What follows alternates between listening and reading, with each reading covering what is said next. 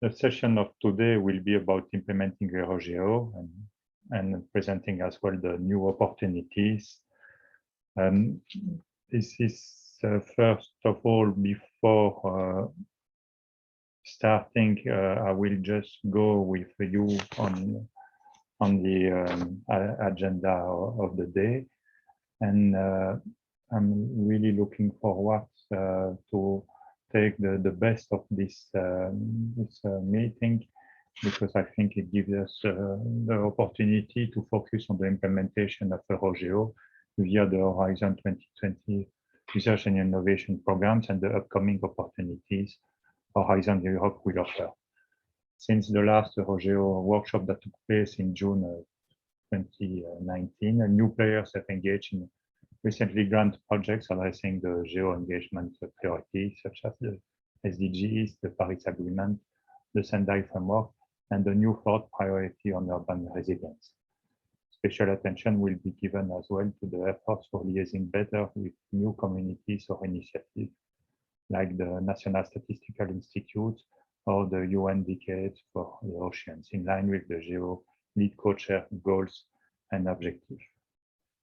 For the ones that do not know me, my name is Jean Dissart. I'm head of sector on environmental observation at DG Research and Innovation of the European Commission, and I will have the pleasure, together with some of my colleagues of the same sector, to chair this morning session. So let's go through the agenda. Right after my introduction, we will have a first session on from Horizon 2020 to Horizon Europe and what are the new opportunities. We will have Marianne van Merlo from DG Research and Innovation that will present. She will present what are the EuroGEO related topics in the first work program of Horizon Europe.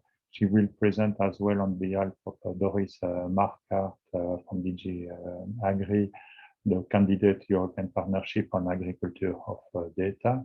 And then we will ask Christina Ananosso from DG Defense Industry and Space to present related Copernicus topics in Horizon Europe.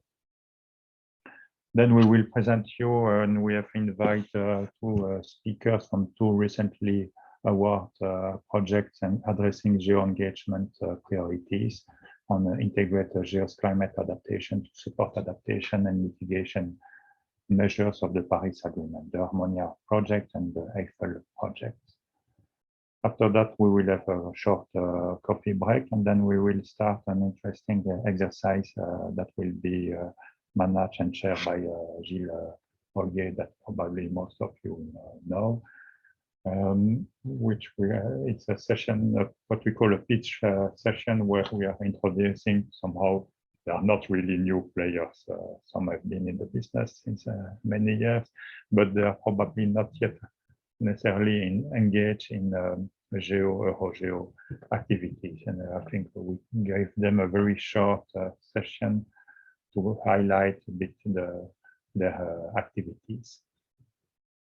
Then as our intention is really to enlarge the focus and the reach out of EuroGEO, we will have another session with for a presentation chaired by Marianne again from UN GGM Europe by Pierre Giorgio Zacchedo. Audrey Asson will present us the UN Decade on Ocean and the Blue Planet Initiative. Michael Karcher will present recently granted project Arctic Fashion. The kickoff is taking place tomorrow. And last but not least, Roya Ayazi from Nereus Network will present EU solutions for regional and local communities. We will, after an open discussion that I will manage with Thierry Ranchin from Mines Paris Tech, we will close and wrap up the session. So let's start now. I think no, not yet. Let's start with the first session on the EuroGEO related topics in Horizon Europe. The session will be, the presentation will be done by Marianne. Marianne is a a policy officer in our environmental observation sector, so in our Directorate General of Research and Innovation. She's a biologist by study, and she has been working before joining the Commission in the Dutch national government. 4 years ago, in June 2017, she was detached as a second national expert in the field of environmental observation in the Directorate General, and she is involved in files related to the group on Earth observation, EuroGEO, Horizon 2020, including the EIC price on early warning for epidemics, and Horizon Europe, in particular cluster 6. And she is managing as well together with Jan Hamburg, the partnership on agriculture of America. Marianne, up to you. You are muted.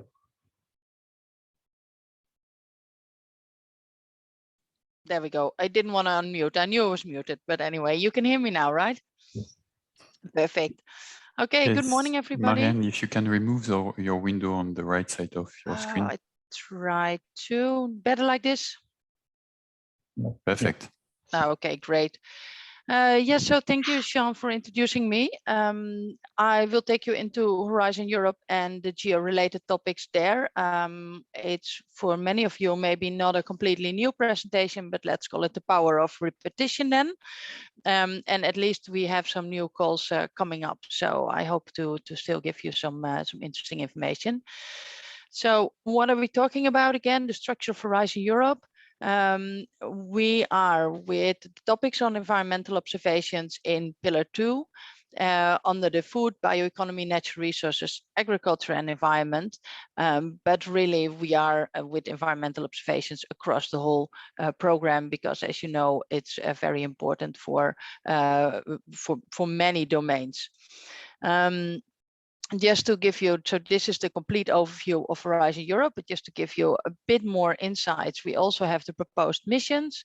They have been proposed on the 22nd of September with these titles, which are here, and they're fully developing their work program now. So you will hear more about them soon. And this is a portfolio of actions across disciplines intended to, you can see it in the box, intended to achieve a bold and inspirational, measurable goal within a set time frame.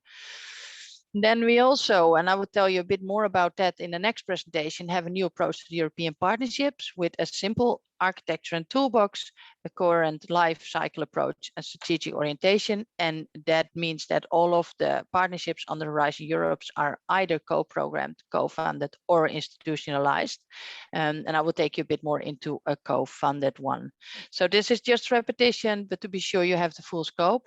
So if we then go more into Pillar 2, even though we can find Earth and environmental observation throughout the different clusters, the emphasis is mostly in Cluster 4, which my colleague Christine will tell you more about in a bit, and then Cluster 6, where you can see that the first bullet is environmental observation as an area of intervention. So how does this work, this Cluster 6 work program? Because here Cluster 6 is the food and bioeconomy one. So how does that work? Horizon Europe has an intervention logic and priorities for 2021 to 2024 defined in a strategic plan. That means that when the first work program 21-22 was coming out, which is a couple of months ago, this was already part of a larger strategic plan, which is set for 4 years. We are currently working on work program 2023-2024, setting the first steps in that direction. And that is still the same strategic plan to be followed. For the first work program, so 21-22, Cluster 6 is designed around 7 coherent packages, and we call these packages destinations. And if you are looking specifically for the topics related to environmental observation, you would have to go to destination 7. And in this case, what is new compared to Horizon 2020 is that when you are looking into the topics, you do not only have to address the requirements of the topic itself, but you will also have to go back to the destination and make sure that your application is connected to the destination as well. Okay, so then specifically looking at the domain of environmental observation, because as said, Christina will go into Earth observation and Copernicus in a little bit. As said, it's cross-cutting over many destinations. It's placed in cluster 6 if environmental observations are crucial for achieving the impact listed. But it's complementary to cluster 4, but also cluster 5 with climate and even with links to the other clusters.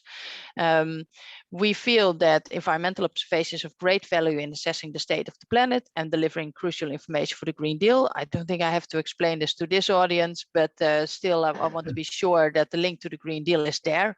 And we are always looking for ensuring better, accessible, interoperable, deployable, or exploitable information, including in decreasing in situ gaps and ensuring availability. So the topics that were drafted and are to be drafted for the next work program and were drafted for this work program are fulfilling these objectives. As we've also said many times before, for us, the integration of this information from different sources, like the space-based, but also the drones, in situ, and of course, citizen observations, as if we can integrate these with other sources of data, then you get the most, the best input for shaping the cluster 6 policies. As we have been doing in Horizon 2020 and before, we always are looking for a strong link with Copernicus, but also with the ESA Earth observation programs, and of course, GEO, EuroGEO, and GEOSS. And with also this environmental observation, we're emphasizing the downstream part of the value chain. So what are we looking now at? The currently until, if I'm not mistaken, the 6th of October, but very recent, the current work program 2021 will be closed. The topics are now open, but will be closed soon. So I'm already taking you forward looking into the work program of 2022. This was published together with work program of 2021. So the calls are out there, but they are opening relatively soon. The opening is expected on the 28th of October with a deadline on the 15th of February 2020. With info days for cluster 6 to be expected at the end of October. For the work program 2022, there's 3 dedicated topics in the field of environmental observations. So the first one is new technologies for acquiring in situ observation data set to address the climate change effects. This is exactly targeting the fact that we are really looking for more in situ data sets, and it's put as an innovation action for 20 million. The 20 million is the total budget with, of course, oh God, I get a message in. Can you still see my screen well? Yeah, okay, good. So the 20 million is the total budget. So we are expecting to get a couple of different projects to be funded under this specific topic. So then the second one is the second topic on the 2022 is the uptake and validation of citizen observations, and then specifically in the urban environment. We have seen with the Green Deal call that citizen observation is still very much in the interest of the community and very relevant for us. And we have, of course, the We Observe roadmap that was delivered last year or a couple of months ago, which is which we really want to follow. And this is one of the topics to be able to do that. And then the last topic is more a specific, targeting a specific domain, namely the domain of One Health, with environmental observation solutions contributing to meeting the One Health challenges. And actually here, we are also looking if there could be some kind of follow-up to the solution for the EIC prize on early warning for epidemics, which will be awarded soon in the coming months.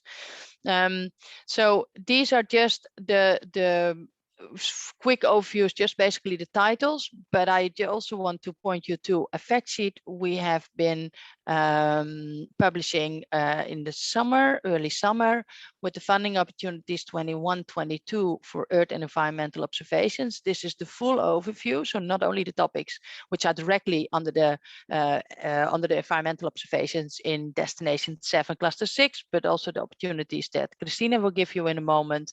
and opportunities across the different parts of Horizon Europe, because in the end, there's about 30 topics which are directly or indirectly contributing to the GEO objectives and the Earth observation objectives.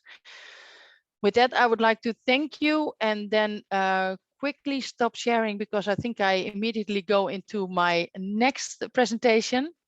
Okay, yeah, let me do that. And when I'm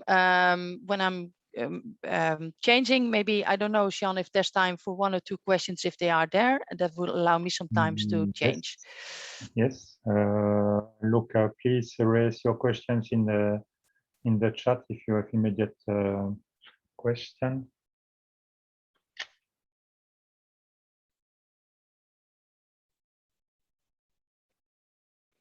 I don't see anything yet.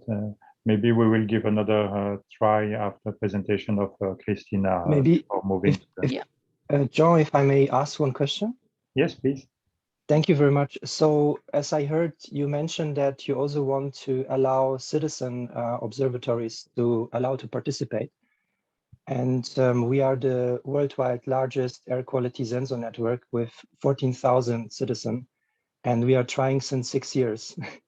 And it's even hard to find one person that answers our messages, our requests with the basic questions. So when you have a ministry with 2,000 plus employees, the channels of communication are established.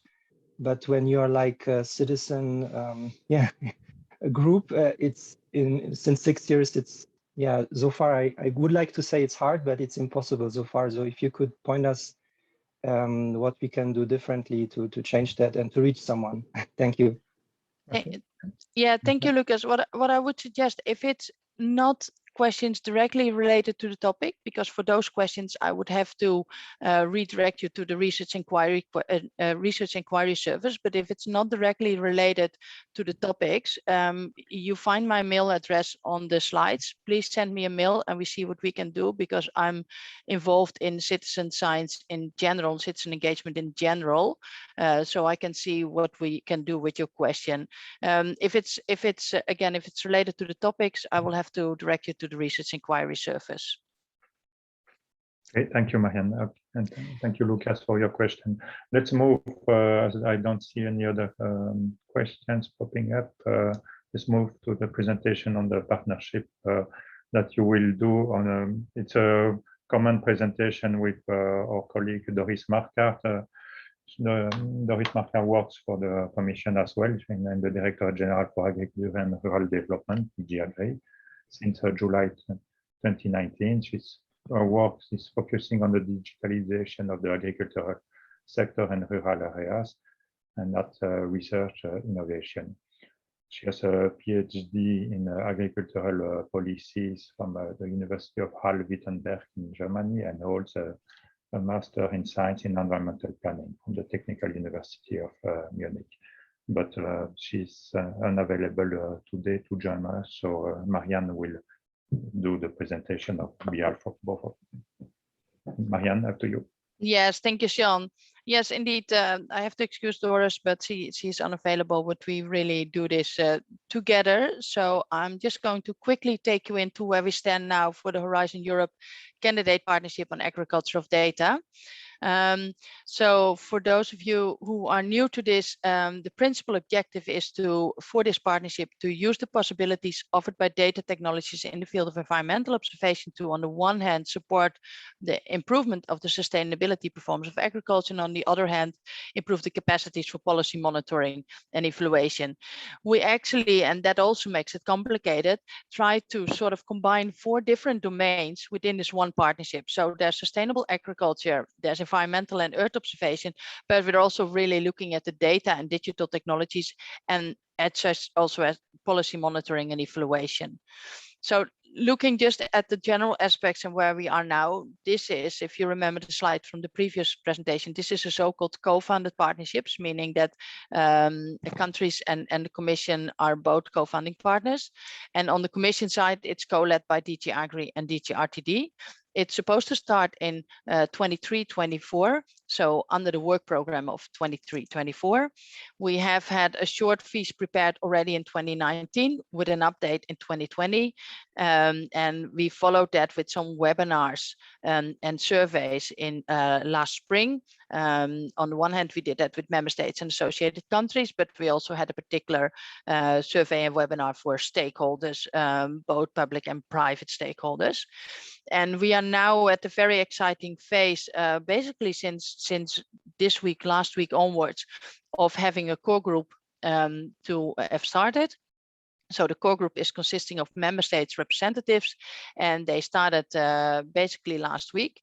For all your questions on this, we have a functional mailbox, which you can see here, where you can reach us.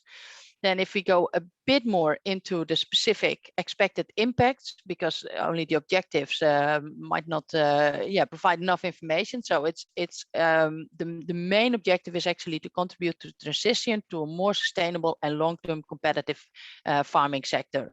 As such, it's answering to many of the European policies and priorities, including the European Green Deal, including the Digital Europe program, and the CAP. It's also looking at the development of new digital service and applications to improve efficiency, environmental friendliness, and profitable food production systems, including a basis to climate adaptation. Looking at improvement of forecasting capabilities for specifically governmental decision making, and then the supportive role in delivery of the CAP, but also other environmental policy objectives related to agriculture and to policy monitoring and evaluation in general. Then specifically in the field of environmental observation, and we know this is one of the main things for the EuroGEO initiative as well, is the defragmentation of the current environmental observation landscape. So this is also one of the objectives we would like to contribute through the partnership. And as the last thing, the deepening of the understanding of the necessary needs for future data sets. Where are the gaps? What do we still need to do? Then, as said, we are now in the exciting phase of having formed a core group with a core group to work on the so-called partnership proposal, which is basically describing what the partnership is, but also the strategic research and innovation agenda, which is the scientific document sort of underlying the partnership proposal. The core group has started with 15 countries, and since last Monday we have 3 co-chairs, so one from Denmark, one from Spain, and one from Italy. And we are extremely happy with the fact that these also come from different backgrounds and different affiliations, ensuring those 4 elements, as I said in the beginning, to be present within the partnership and within the co-chairs already. And as an extra addition, the 2 ERA-nets that are currently ongoing and are in the field, on the one hand of Earth observation, on the other hand of Agri, so ERA Planet and ICT Agri-Food, are also part of this core group.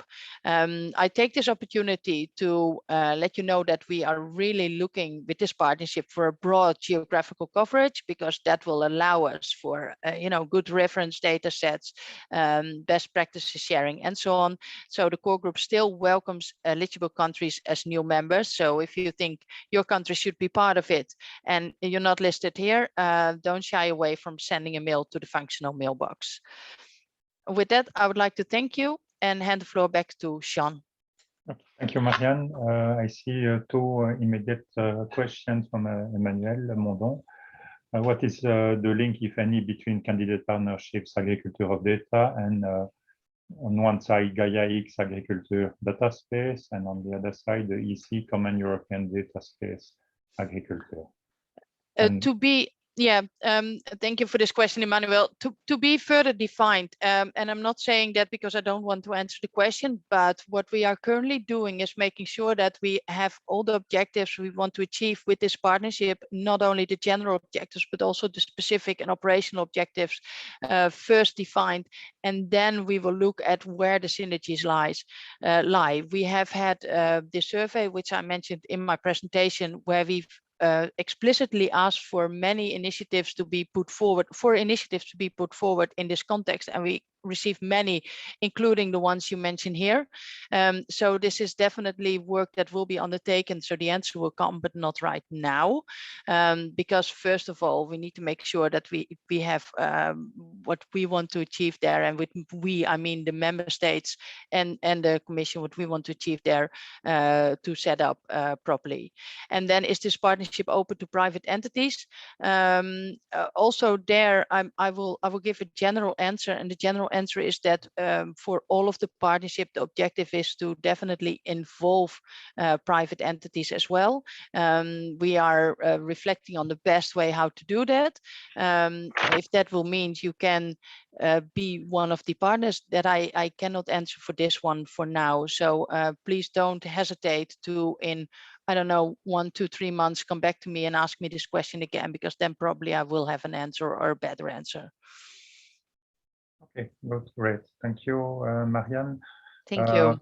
We will go to presentation from Christina Ananasso from DG DEFIS, Defense Industry and Space. So Christina has a degree in physics and a PhD in polar science, a master's in project management and space policy.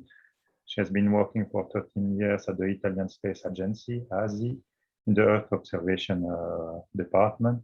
And since 2015, she has moved from ASI to the European Commission to work for Copernicus as a seconded national expert. Christina, up to you. Thanks for sharing your slides, and you have 7 minutes. Yes, fine.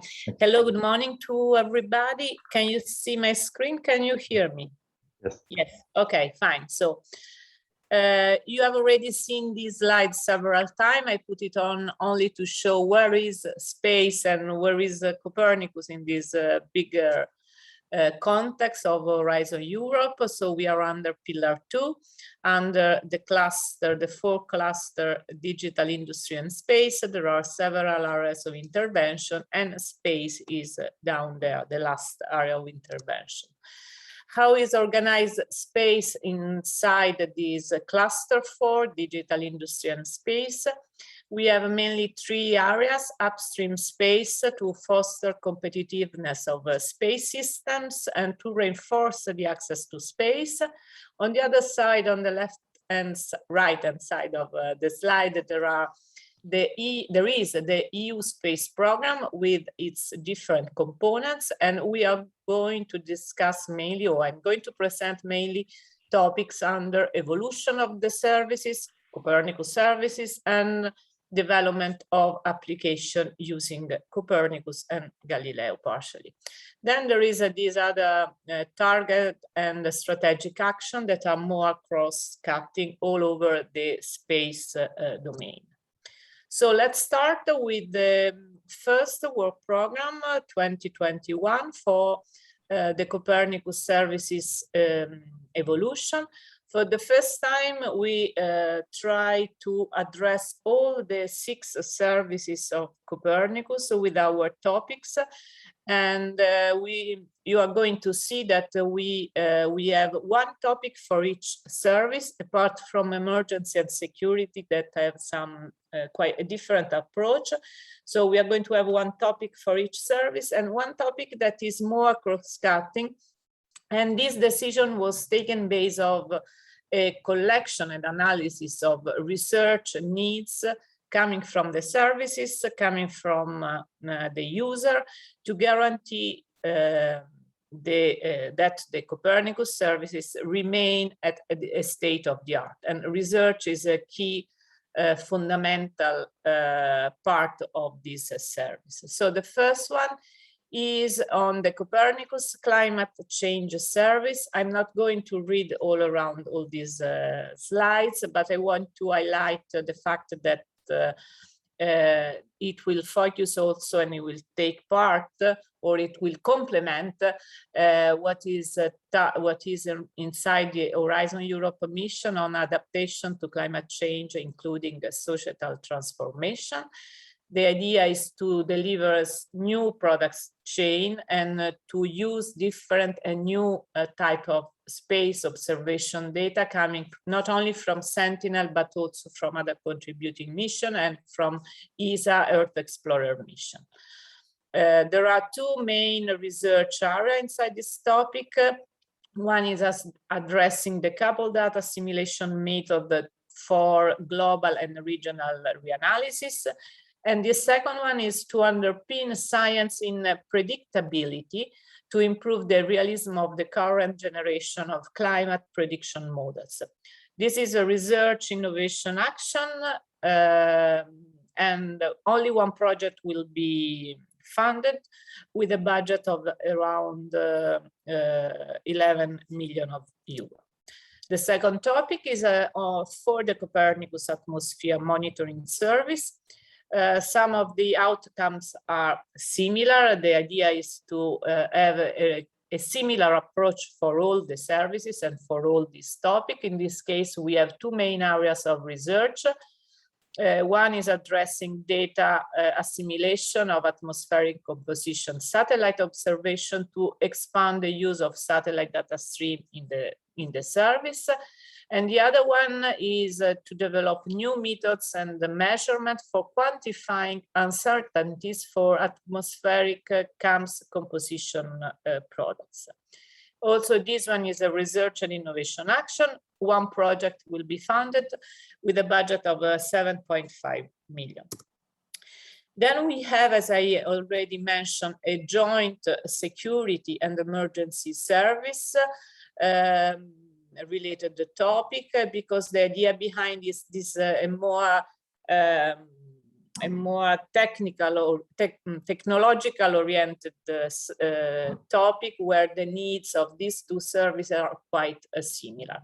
So the research and the innovation, the research area inside this topic is really to address the timeliness access to data, the needs to reduce the gap between user requests and the service provision, and enlarge the number of users coming from European to local level institution. In this case, this is a research and innovation action. One project will be funded and the budget is 5 million. There are some limitations due to eligibility condition. Please have a look to the work program for having more detail on this. Then the last one for this year is the one that is more cross-cutting.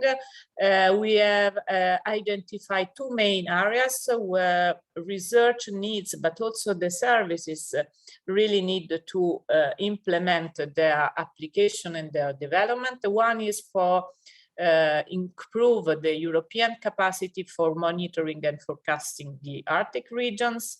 And the other one is to support, to improve the European capacity for monitoring UN Sustainable Development Goals indicators, using obviously data, mainly data and products coming from Copernicus program. In this case, also there is a research and innovation action. We are going to have two projects, one for each thematic area, with a total budget of 5.6 million. We go through the work program 2022, only to give you an idea. This is for the Marine Environmental Monitoring Service evolution. Also in this case, there is a reference, explicitly reference to the mission, the Horizon Europe mission, healthy ocean, seas, coastal and inland water.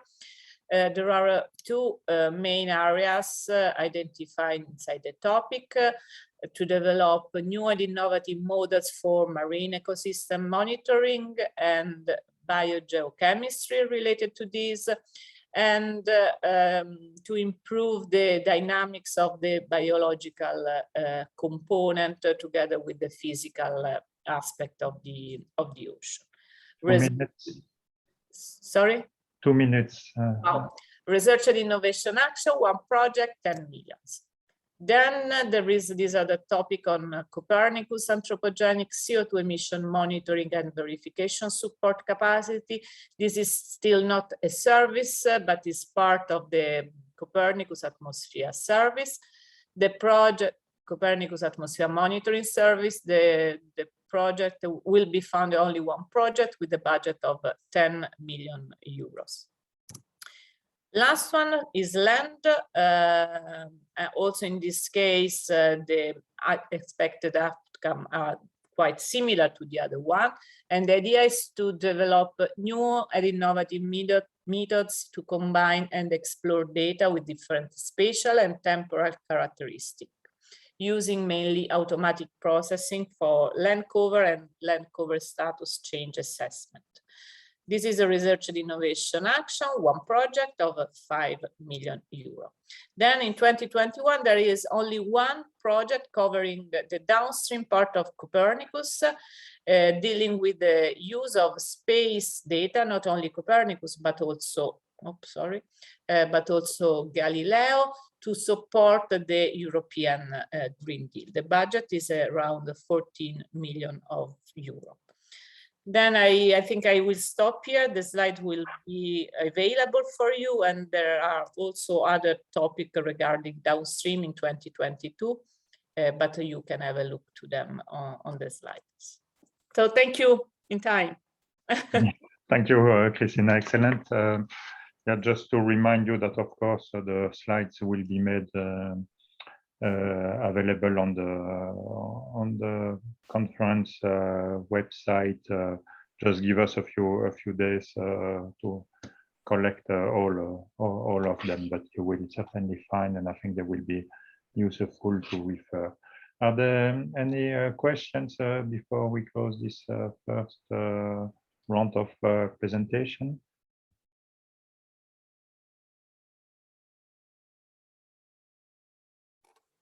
No, I don't see anything. Or please, if it takes too long time to type your questions. I have a question, please. Yes. About the project for the land monitoring or any project, the deadline will be also available in detail about the steps of applying to this project, or? Yes, the deadline for all this topic is the same for like the other for Horizon Europe. So the opening will be 26th of October, if I'm not wrong. Jean, please correct me, and it will be. Marianne can confirm probably. And they are going to be closed in February, because for the first year, the two call for 2021 and 2022 will be out together, and then the two work program have the same timeline. Is it correct, Marianne? I am checking because I know them for cluster 6 by heart, but for cluster 4 not. I'm checking. I will put it in the chat. Okay, I'm quite sure that this is correct. I'm pretty sure it is, but I will check. Okay. Yeah. Thank you, Marianne. Good, great. Thanks to both of you. As I don't see any questions, I think we will move to the other the next session, which will be about two projects that were awarded following the call on the integrated GEOSS climate application to support adaptation and mitigation measures of the Paris Agreement. The first one is the Harmonia project and will be presented by Giulia Nerranzia-Zorzi from the Politecnico di Milano. And the second one, the Eiffel project, will be presented by Kostas Nascu from the Institute of Communication and Computer Science. Before giving the floor to Giulia, let me introduce her. She's Associate Professor at the Department of Architecture, Built Environment and Construction Engineering of Politecnico di Milano.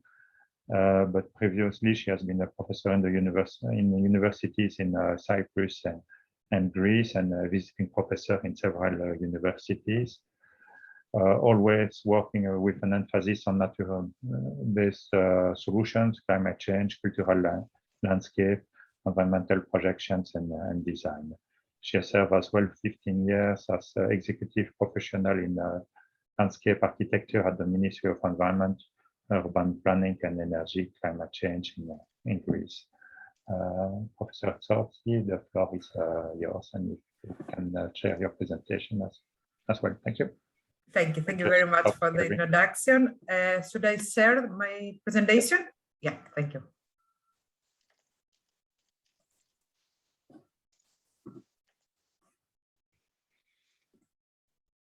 You can put it in full mode, in presentation mode. Yeah. Oops.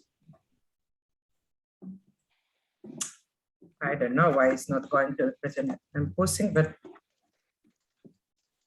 The icon with the small screen. I will do it again.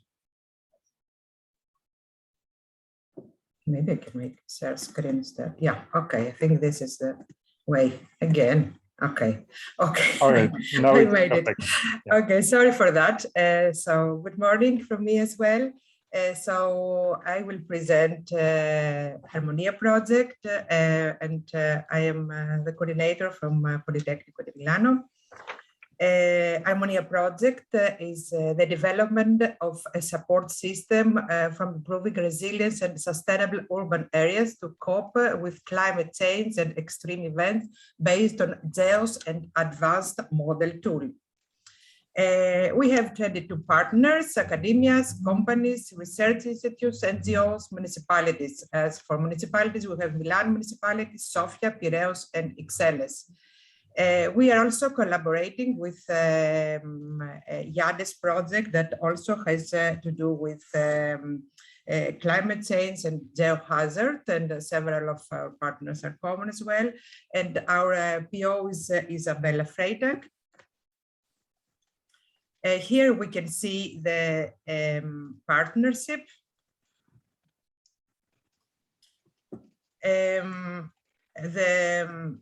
The urban areas are particularly vulnerable to effect of climate change, as the share of the world population living in cities continues to increase. So will worsen the impact of the climate and its determinal effect on the well-being citizens. This gravity situation call for more resilient environment and urban development strategies. Harmonia capitalizes on the wealth of existing Earth observation data and services, including GEOSS, Copernicus, ESA, TED services, and other ESA data and services, as well as national data cubes with ensemble modeling, socioeconomic and in situ data at a spatial and temporal scale relevant for the urban environment to deliver an integrated resilience assessment platform, IRAP platform as we call, a system that allows stakeholders to model a range of planning options against a number of climate change scenarios towards targeted applications in order to mitigate climate change effect in urban areas, helping deliver resilient cities for current and future generations. Harmonia IRAP platform is a decision support for cities tailored to the need of European citizens and public stakeholders in domains of health, prosperity, security, and well-being, to address the impact of climate change. Leverages existing tools and services and innovative technologies to deliver a special service in GEOSS. Will address the multi-hazard risk factors and streamlines for the process of preparing and responding to climate change related events. So we're dealing with sustainable urban development, human of the health and ecosystems. And in practice, we develop a platform to help local policymakers and citizens understand the effect of climate change, provide actionable data for smarter development strategies, generate opportunities for business growth and urban sustainability. Harmonia aims to unite all relevant stakeholders around the issues of climate change. The Harmonia platform will be user-friendly and allow stakeholders to not only understand, but also visualize the impact of climate change across different environments. This will enhance cities' preparedness and respond to specific predictions such as flood, dust storm, protection of the resilience.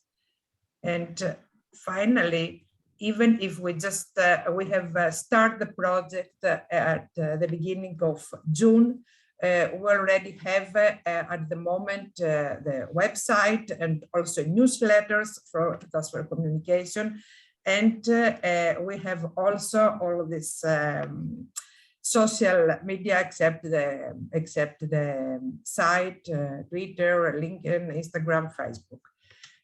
Thank you very much. This is the short presentation from our point. Thank you very much, Professor Torsi. Any question to Julia from the audience?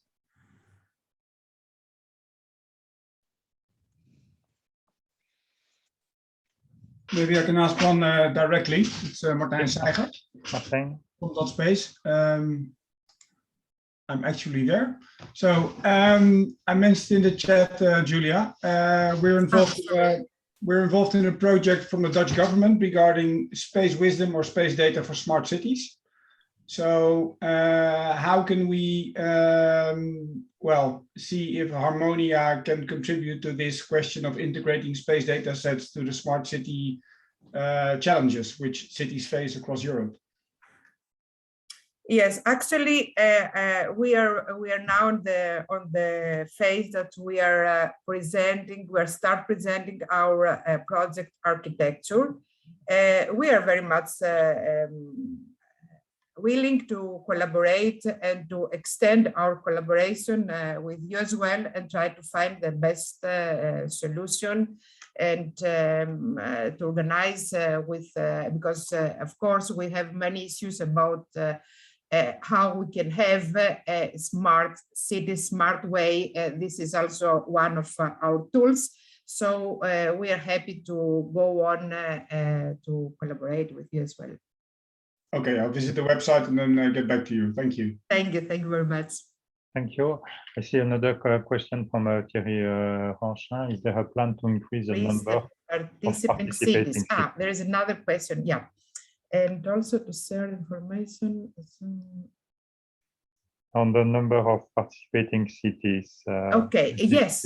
We are very happy to have more cities, and actually we are on the way. We already since we have some partners that they are working in other projects, and we already said to them to introduce questions, our questionnaires to them, and we are very happy. So please get in touch with us, and this is something that we really want to do it. Yeah, as far as the other cities. Okay, perfect. Yes. Okay. We are having as far as sensor mainly operated by citizens or public funding institutions. Yeah, actually we are collaborating with citizens through the municipalities and public institutions. So this is our goal. Actually, we're not just collaborating, there are partners of us. So they're actively collaborating with us. So yes, this is our aim also to have to share our sensor, to share our informations with the cities, with the public institutions. Okay, good, great. Thank you very much, Julia. The second project, the Eiffel project, is coordinated by Kostas Thanaskou. He's a senior researcher and technical project manager in the eSense group at the Institute of Communication and Computer Systems. and he has a PhD degree in photogrammetric computer vision from the University of Nottingham and a master in geoinformatics. He's responsible for the day-to-day project coordination and leading the activities related to the improvement of the spatio-temporal resolution of Copernicus data.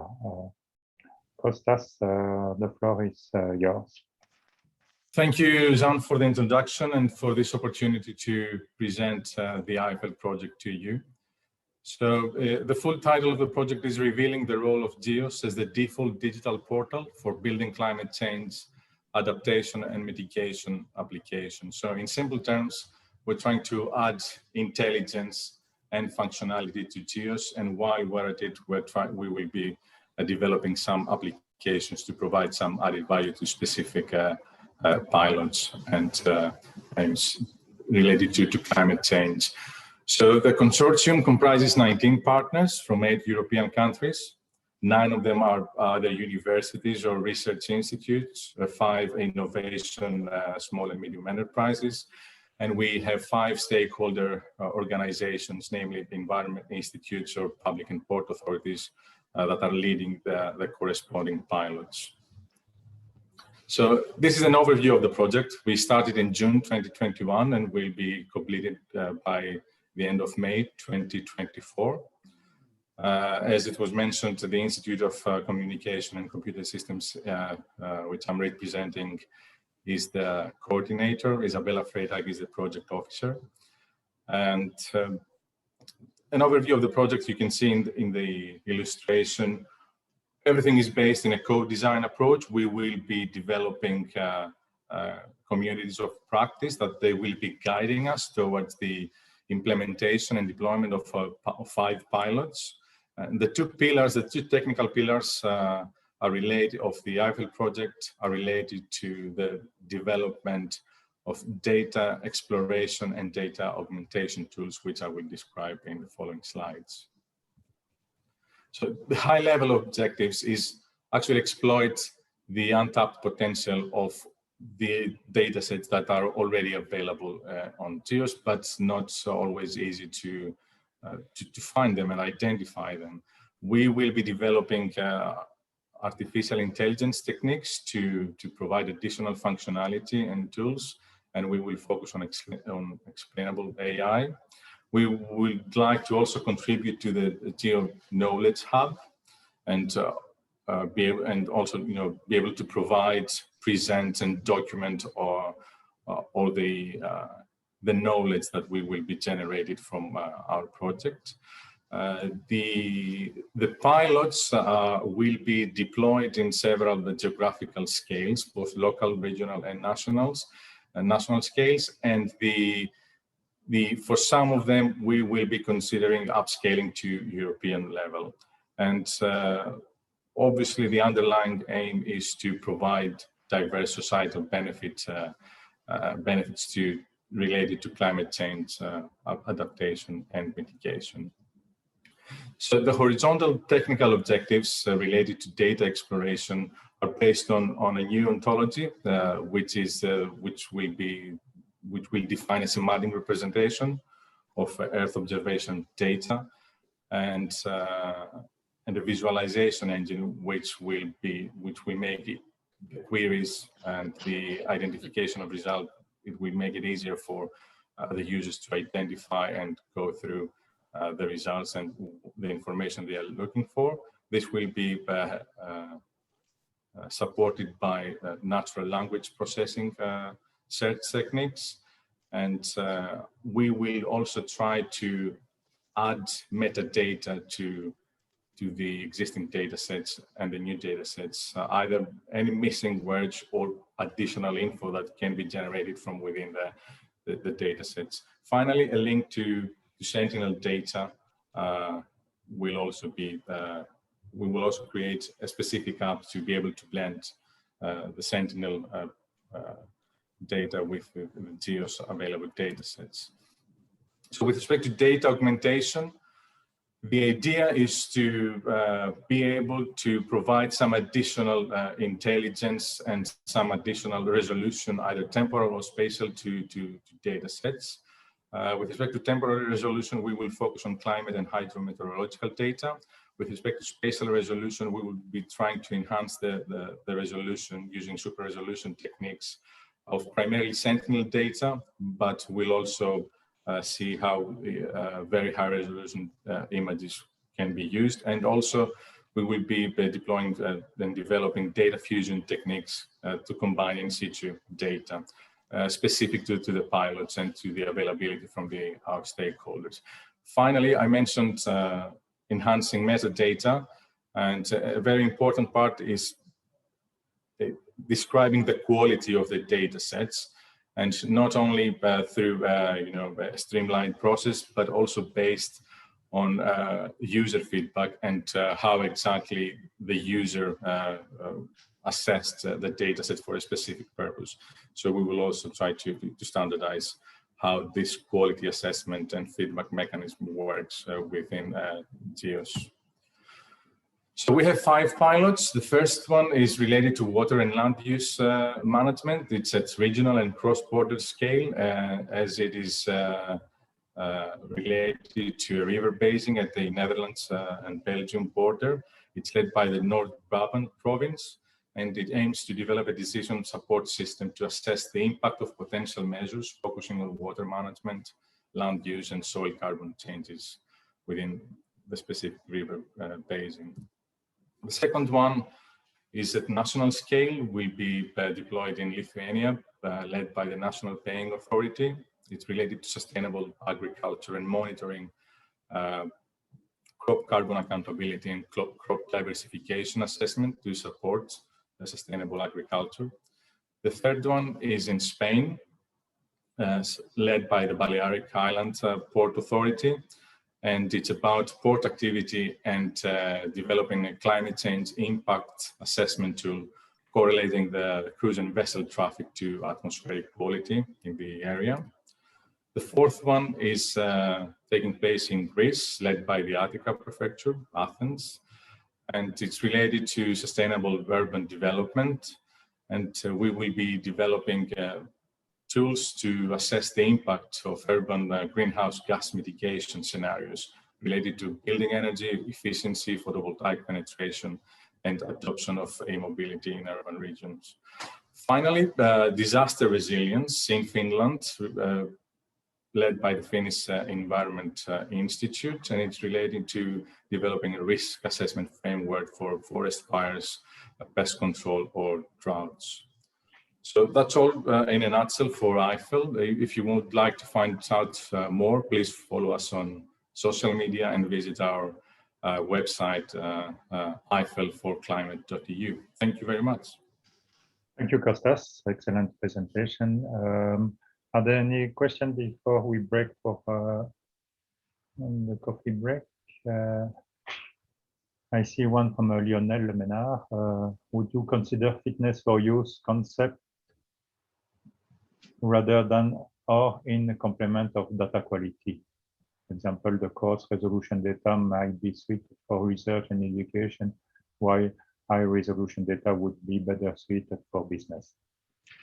Well, I would think that one aspect of data quality is to enable anyone to assess fitness for use. So I suppose we don't use the same terms, but that's one of the goals. I think we would be able to support that. Yes. Okay, great. Other questions? If not, see from Isabella. Thank that.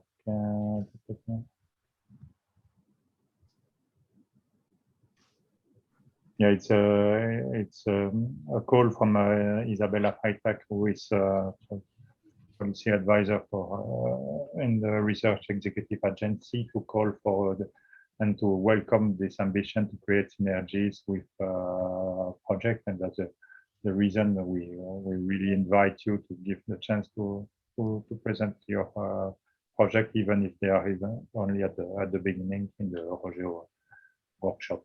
Emmanuel asking, any cascade funding foreseen from one or the other projects presented, or onboarding, like what is currently done initially?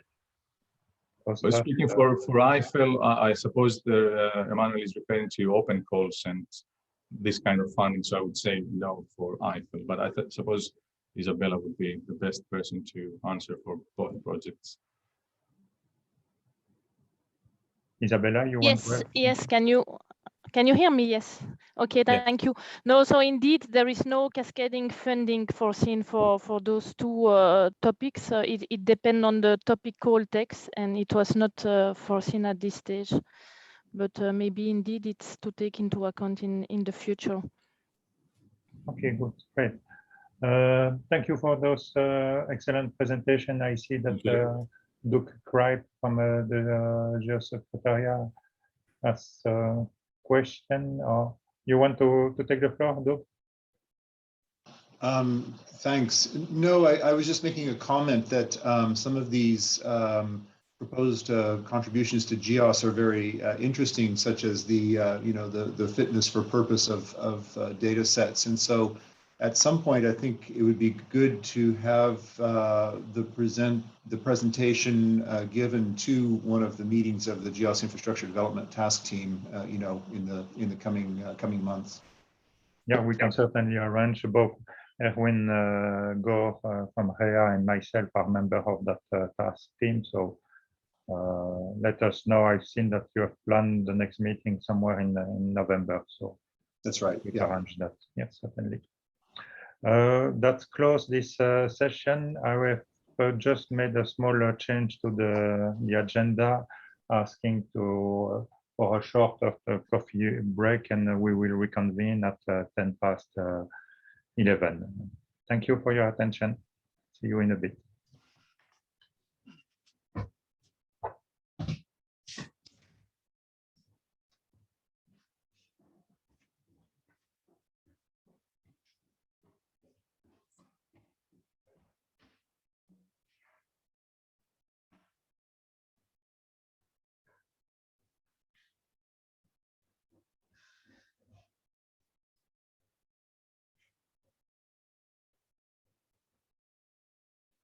From the machine, which was so. Thierry, I'm not sure you are there. If yes, can you hear me? Yes, you are not muted. No. I'm just Jean.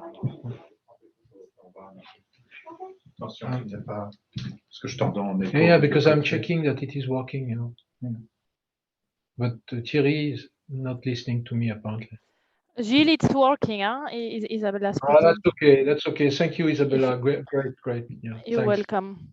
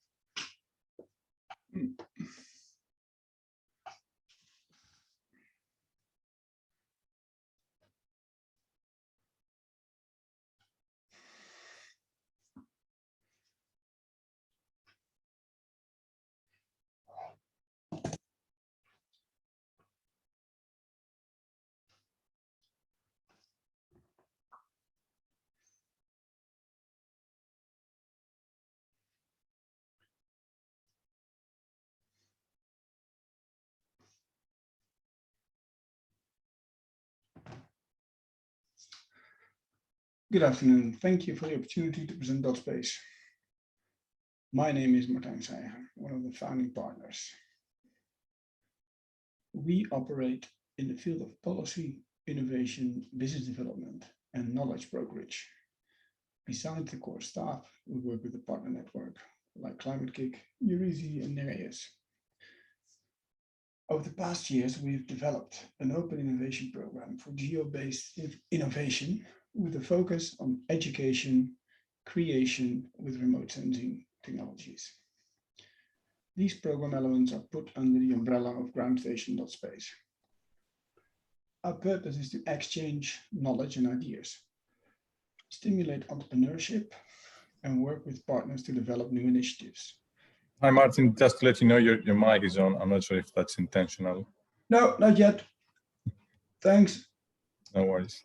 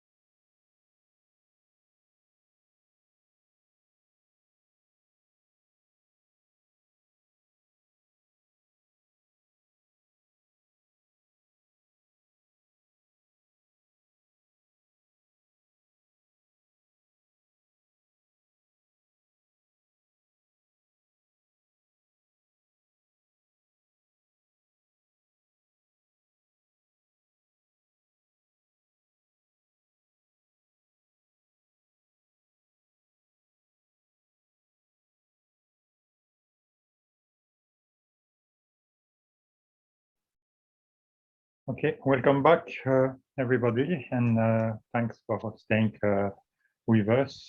We have now presented the pitch session where we will introduce new players, and I will immediately give the floor to Gilles, who will introduce the 6 short presentations. Gilles? Thank you, Jean. Good morning, everyone. Very pleased to be with you. Actually, as Jean said, we have a pitch session.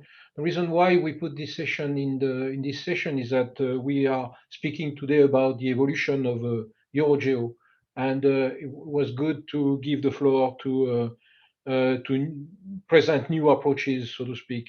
So this will be 3 minutes sharp per presentation, and I will take questions at the end of the 5 presentations. So the first speaker is Martin Sayer. He's one of the founders and directors of Dot Space Foundation. He was the director of the ESA startup program in Norwich for 7 years. And Martin is keen to explain the opportunities of remote sensing space data in sectors which have not been using those data in general, and for the integration of data space and products and services. So Martin, the floor is yours. Okay, thank you very much. Can you hear me all? Yes. Okay. Loud and clear. Okay, very good. Okay, 3 minutes from now. Well, thanks for the opportunity to present Dot Space Foundation. As said, I am Martijn Seiger and one of the founding partners of Dot Space. We operate in the field of policy, innovation, business development, and knowledge brokerage. Besides the core staff of 4 team members, we operate with the partner network, in which some of them are represented, like Nereus, Eurizi, and also Climate Kick. Over the past years, we have developed an interactive masterclass, and it's part of the Open Innovation Program, focusing on education, exploration, and creation with remote sensing technologies, all under the umbrella of Ground Station Space. So our purpose is to exchange knowledge and ideas, stimulate entrepreneurship, and work with partners to develop new initiatives. Space acts as a broker or matchmaker in this case, between all the elements and parties mentioned earlier. So we have a large network, as said, across many industries, so also including the non-space companies. Our main aim is to inform, build networks, and co-create. So let me highlight 2 elements of Ground Station Space. It's the open campus. This is the interactive demand-driven masterclass on satellite use, and we developed this to bridge the gap between potential users and service providers. Martin, sorry, can you present full screen, please? Oh, sorry. Well, it's only my background because I'm not allowed to use slides. So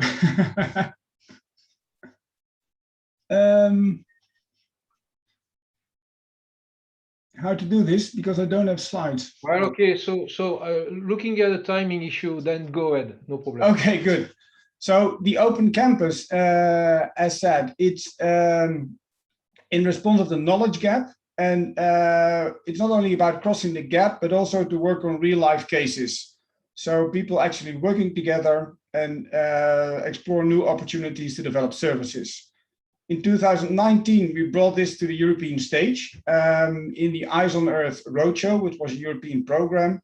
And we developed 4 2-day events to involve and to explain the value of space data to the non-usual suspects, non-usual audience, like students and representatives of other sectors.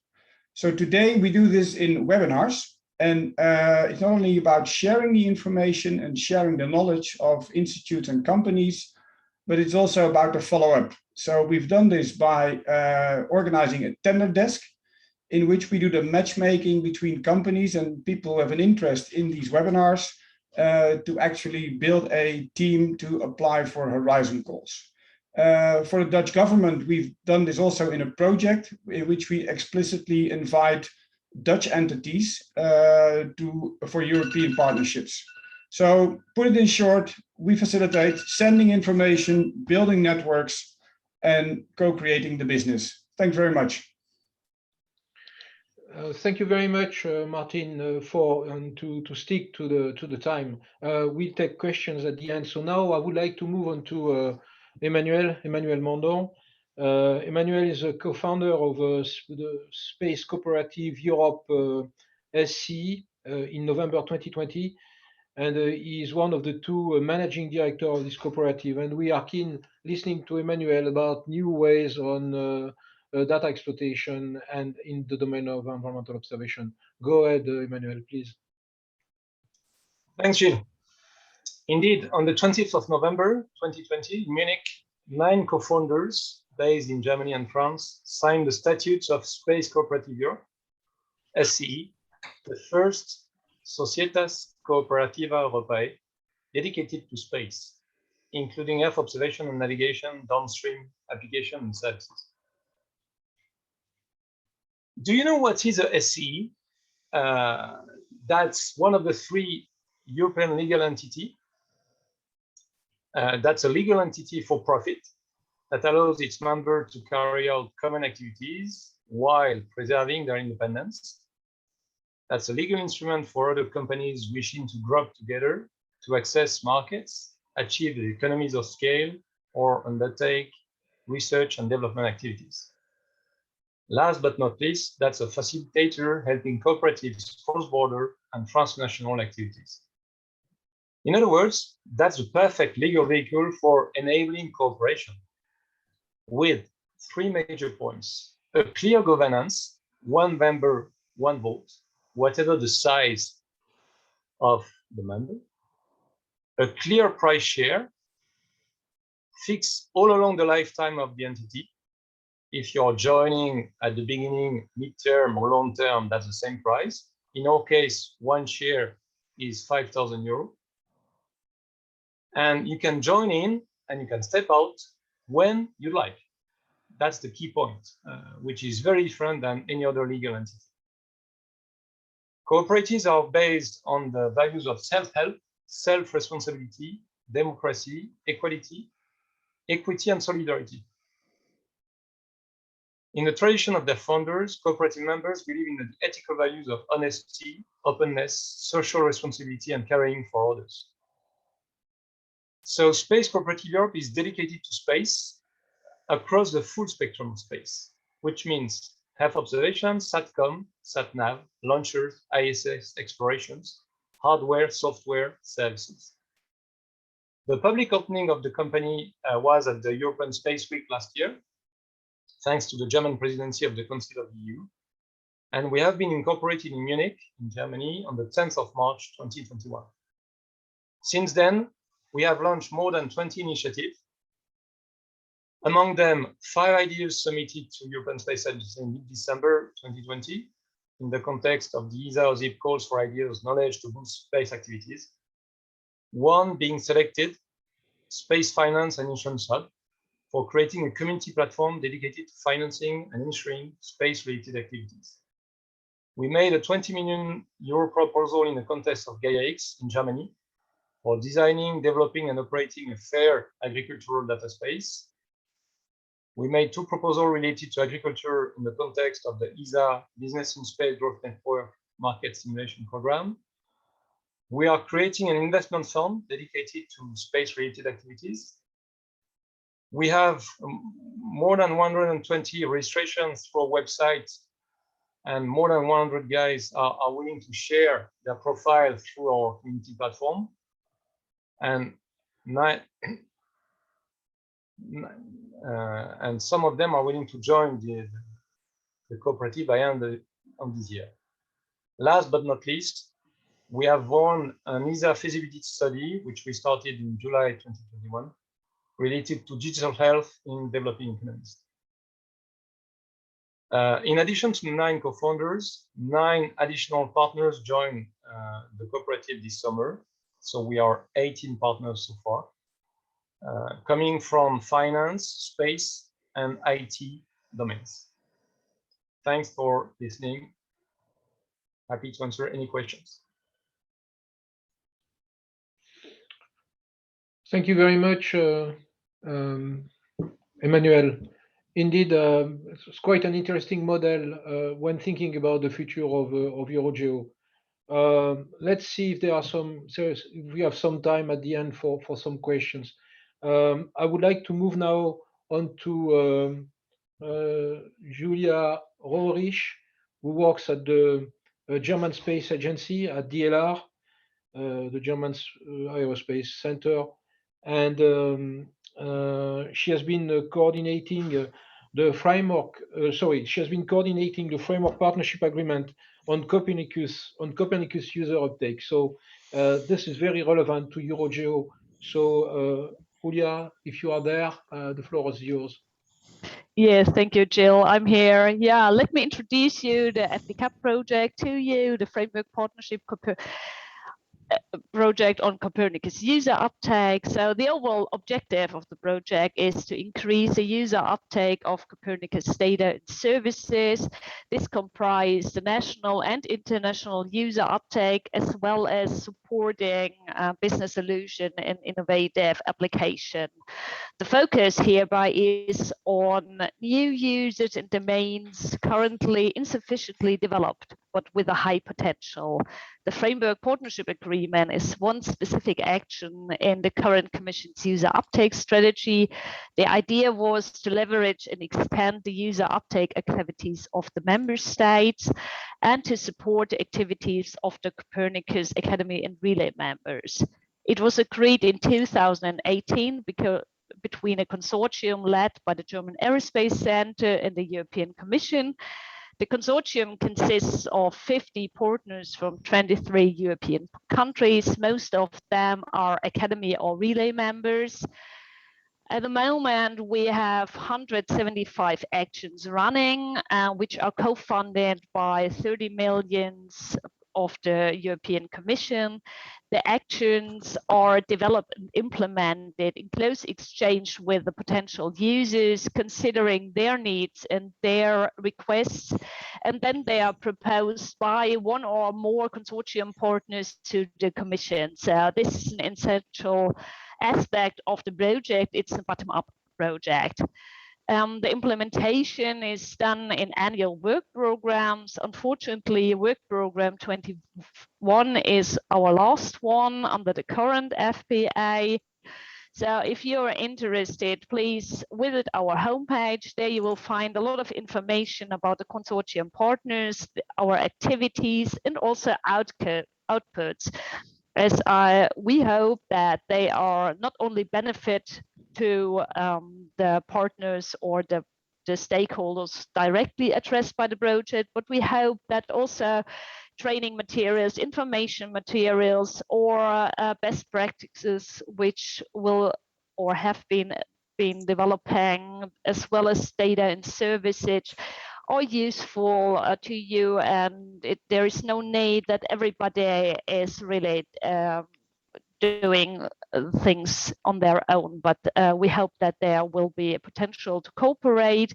You can, of course, also participate in events or answer the calls by the consortium partners. So the Framework Partnership Agreement has become a highly appreciated instrument for the member state, as it is appropriate here to address the different and very heterogeneous user needs of the different target groups.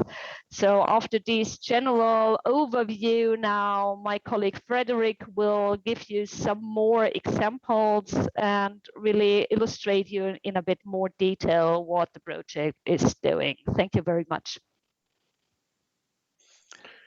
Thank you so much, Julia. And indeed, the FPA is quite a challenging instrument, but really worth exploring. Actually, so let's move on to Frederick, who, as you said, is going to complete what you have said. Frederick Adragna is advisor for economic development using Space Solution ACNES, French Space Agency, and his activities include the coordination of the CNES participation to Copernicus user uptake project. Thank you, Frederick. Please go ahead. Thank you, Gilles. Good morning, everybody. Just a few words in addition to what Julia just said to illustrate what we can do with the FPCAP project. First, this project makes it possible to carry out a very wide variety of actions, going from promotion of Copernicus program on products to the development of new commercial services, including communication for general public or training sessions for professionals, etc. So I just take one example in order to illustrate this, an example of action we conducted, which is not really conventional, but really effective. Last year, we organized the so-called Copernicus Innovation Challenge. I have no time to detail the contest or all the steps we went through, but at the end, 4 checks for prizes of 50 kilo euro each were given to 4 SMEs or startups in order to finance the development of 4 new services in response to real needs that had been expressed by users in different domains, agriculture, water management, and so on. And today, 3 of these 3 commercial services are operational. So it was just one example to illustrate the large variety of action we can conduct that are very, really efficient. Thank you. Thank you so much, Frederic. And indeed, we had in mind at a given point to explore collaboration between EuroGEO and the FPA, and that is still probably something valid to be looked at. So we're moving now on to the co-founder and managing director of WMC, Alberto Troccoli. And he has 25 years of experience in the fields of meteorology and climate, and he has more recently been exploring the application in the energy sector. And indeed, this is a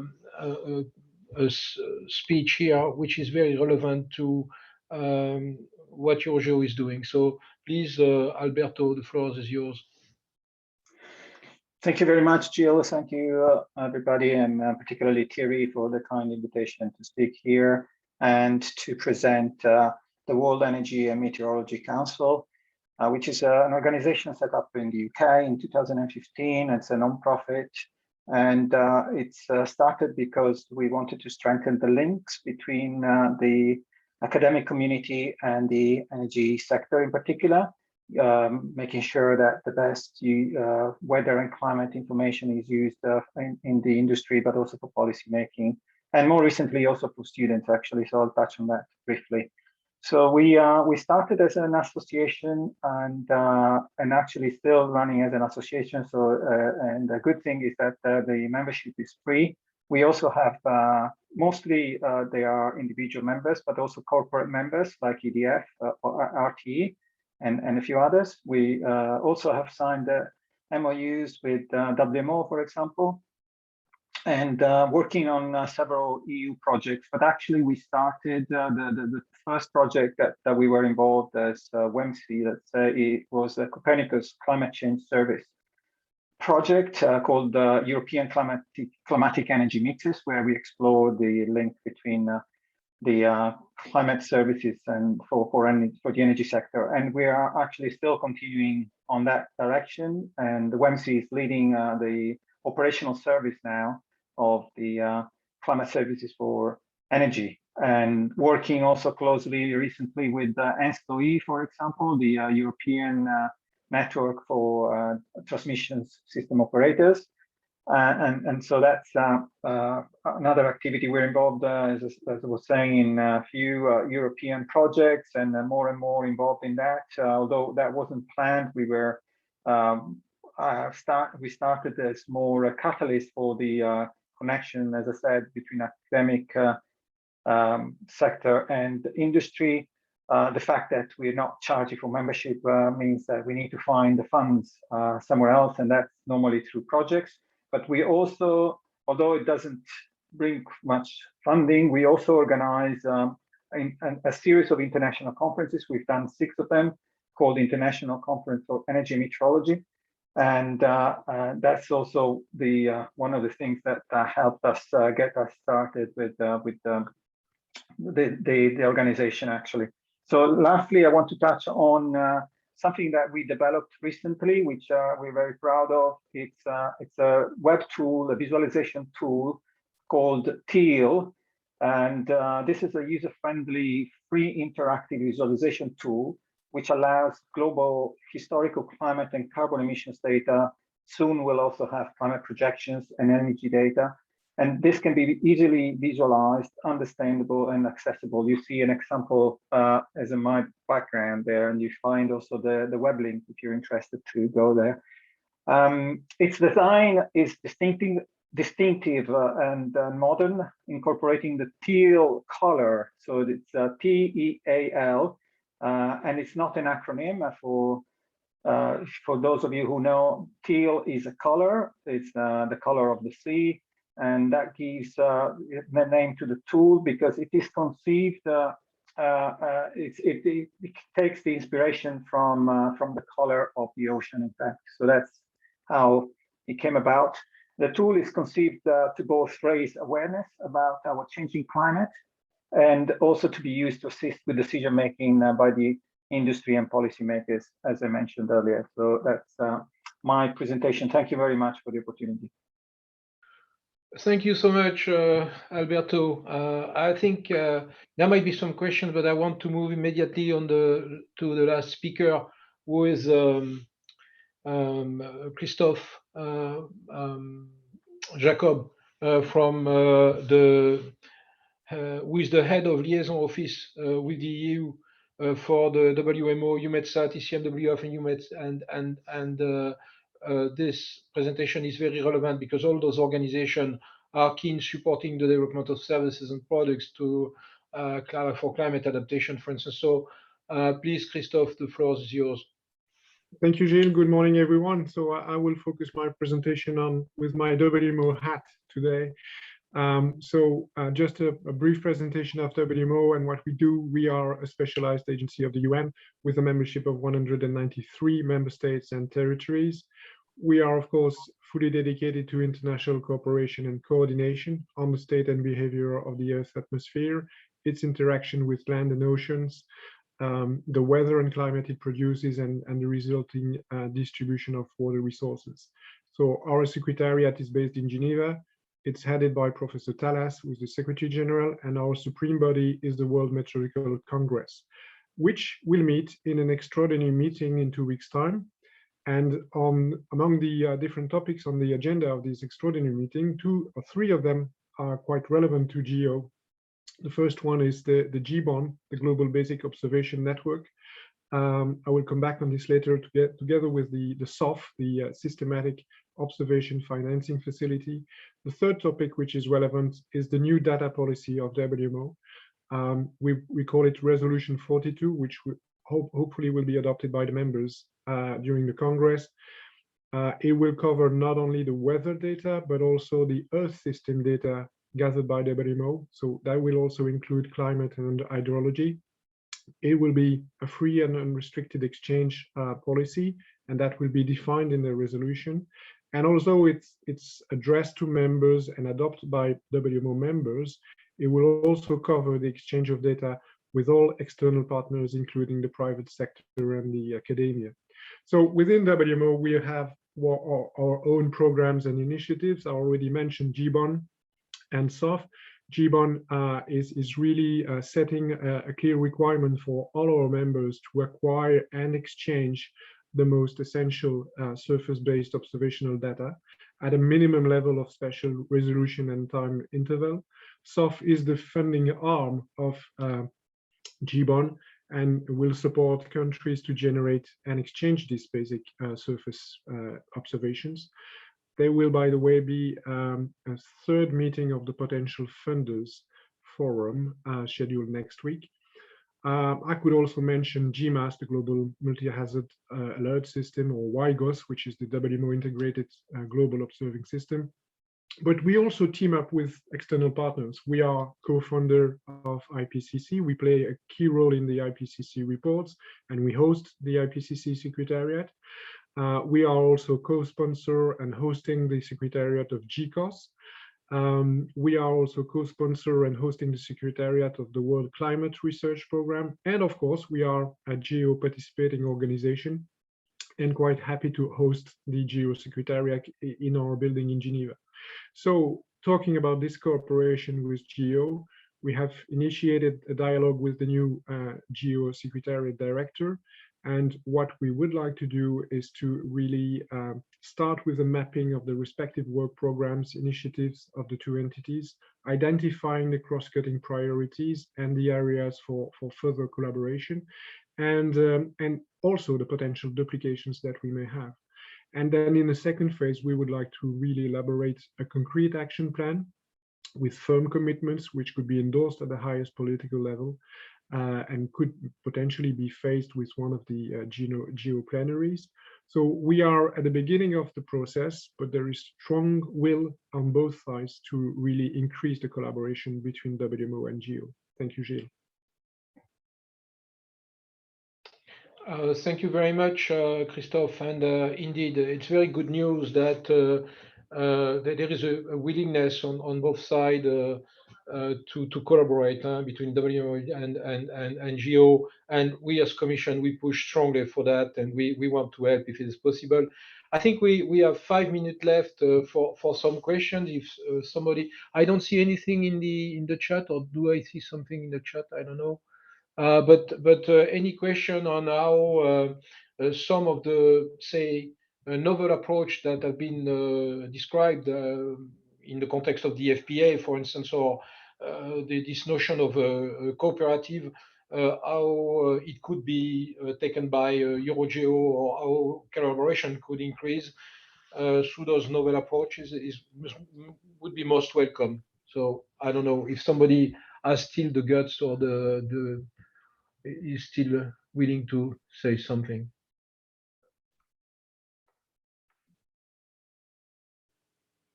No.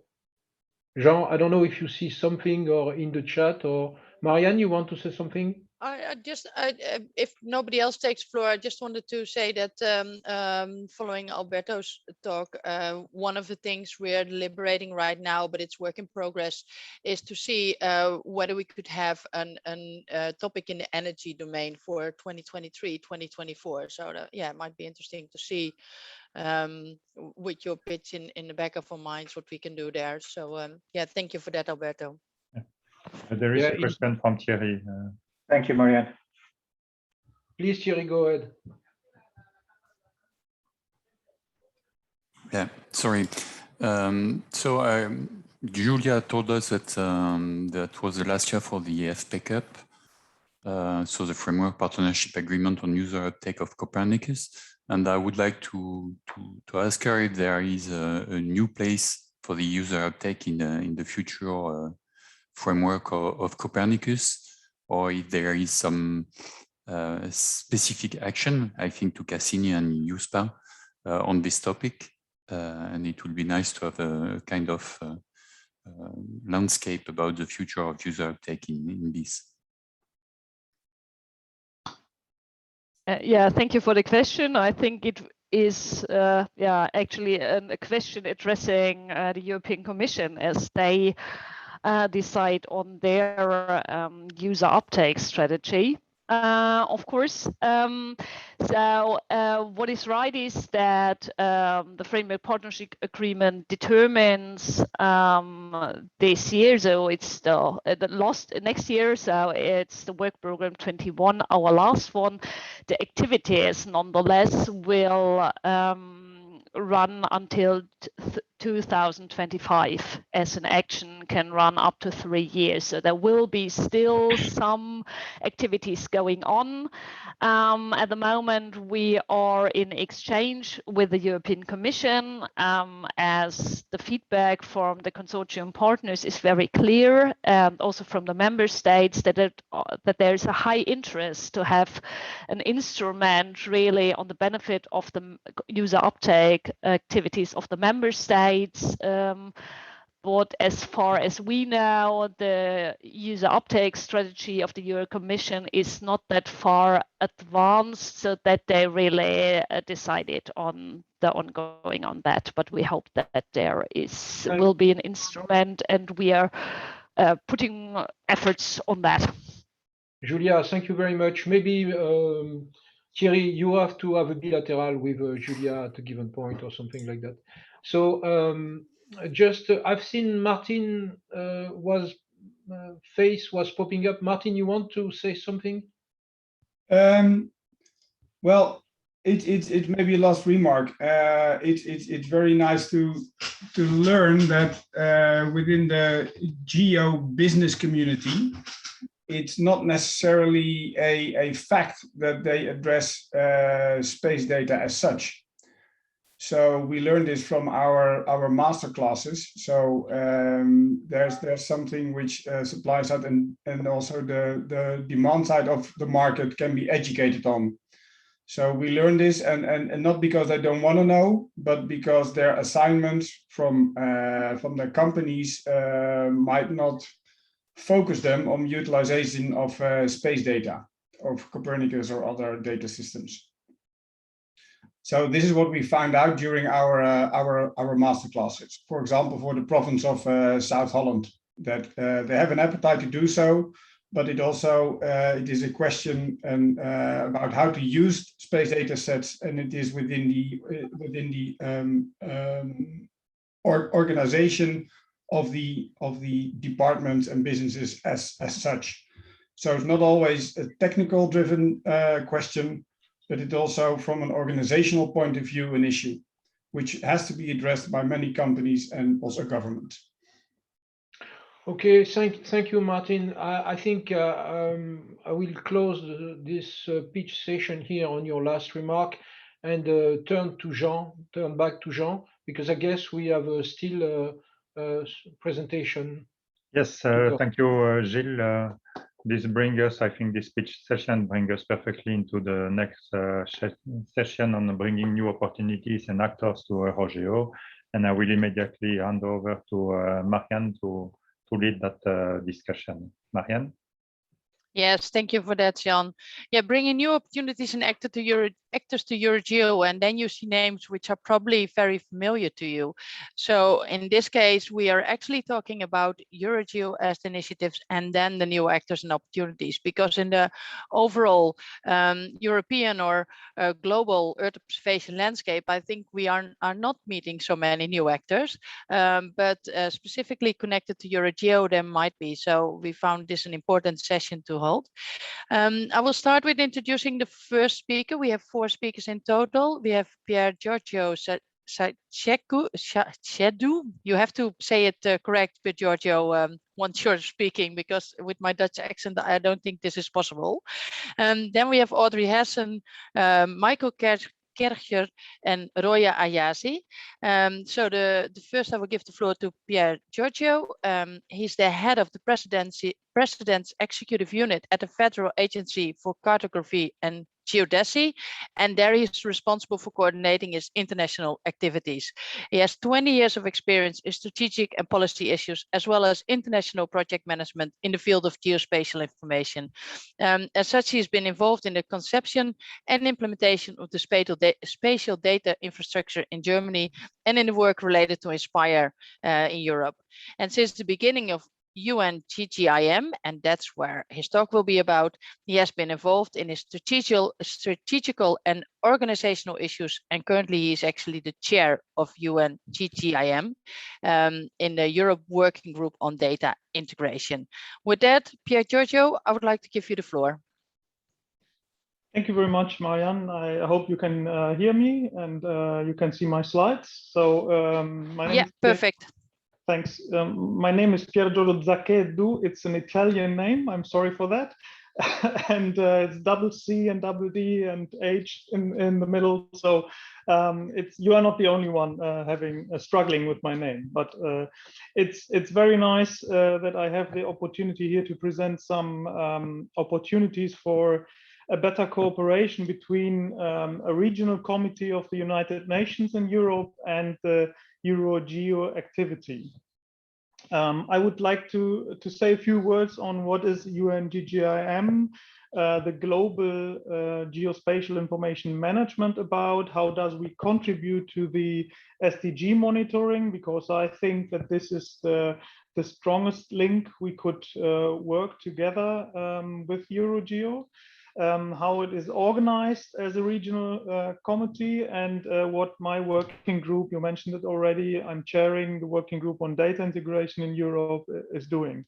And then finally, my view on relationship on GGIM Europe and EuroGEO and what can be done together. I would like to start with this general slide. So GGIM is an intergovernmental committee of the United Nations, and therefore, it's it provides strategies for integrated geospatial collection, maintenance, and usage. So to make geospatial information better available and usable, and it provides as a UN body recommendations on a best effort basis. If you look at the agenda of UNGGIM, you can see many topics which are linked also to the GEO or EuroGEO agenda, let me say. I have picked just a few ones out of the agenda. For example, the integration of statistical and geospatial data, which is a very strong topic within UNGGIM, as well as the development of a global geodetic reference frame, which might not be a strong topic for EuroGEO. However, all these topics are linked to the UN Agenda 2030, to the SDG monitoring, or address solutions or opportunities to use geospatial data for the SDG monitoring. As I said, how is UNGGIM organized in regional committees? And I would focus now just on the Regional Committee Europe, and particularly on the working group on data integration I am chairing. And you see on the map that there is a strong link in this group between the national mapping and cadastral agencies, NMCA, as well as the National Statistical Institutes. In some countries, you have both organizations working together in this group. In other countries, either the statistics or the mapping agency is involved, and we have also some private companies. And as observing bodies, Eurostat very strongly contributing to this group, the Joint Research Center, and the European Environment Agency. To highlight the tasks, I would like to focus on the first one and the third one only. With regard to the first one, I mentioned already, this might be the strongest link to EuroGEO to cooperate with regard to the SDG indicator monitoring. And in this task, we provide or we want to provide methodological, operational, and technical guidance. So it's more a strategical, methodological guidance based on the definitions provided for the SDG monitoring. And we are really trying to benchmark how pan-European data sources can be used for this SDG monitoring in combination with national data sources. And these are, of course, this might be the major challenge here, to combine national data sources with the pan-European ones. And finally, we would like to provide normative guidance here for the countries working on the SDG monitoring. After an evaluation and assessment of more than 15 indicators, we have selected these 4 indicators where we want to provide these guidance documents. And you can see here that we receive contributions from several countries for the national sources, for the national monitoring activity, for these indicators for 1121 and 1131, and also the European Environment Agency and the DG Regio colleagues contributed to this poll and also to this collection of information. The same applies for the indicators 1511 and 1531. Other countries or the same countries contribute to this, and here again the European Environment Agency contributes intensively here to this task, as well as the Italian company EuroGEOSS. Okay, this has been an overview on the SDG monitoring, and I would like to provide you with one more slide on our function as advisory group for data integration issues. And I use this slide sometimes to express the complexity. Geospatial data information management is the general term for UNGGIM, and you see here that several topics are related to this general topic. And you talk about this also within EuroGEO. So the use of Earth observation, data integration, how can this be done? Disaster management, how has this to be reflected? Of course, the SDG monitoring. And if you look at the stakeholders and the topics associated with those stakeholders on a global, Europe and national level, then the situation gets very complicated, and there are many stakeholders and many activities ongoing, and it's very hard to keep on track. On a global level, I think there is a good cooperation established already between GGIM on a global level and the group on Earth observation. And on the European level, we are just starting now to find ways to cooperate better on a regional level for Europe.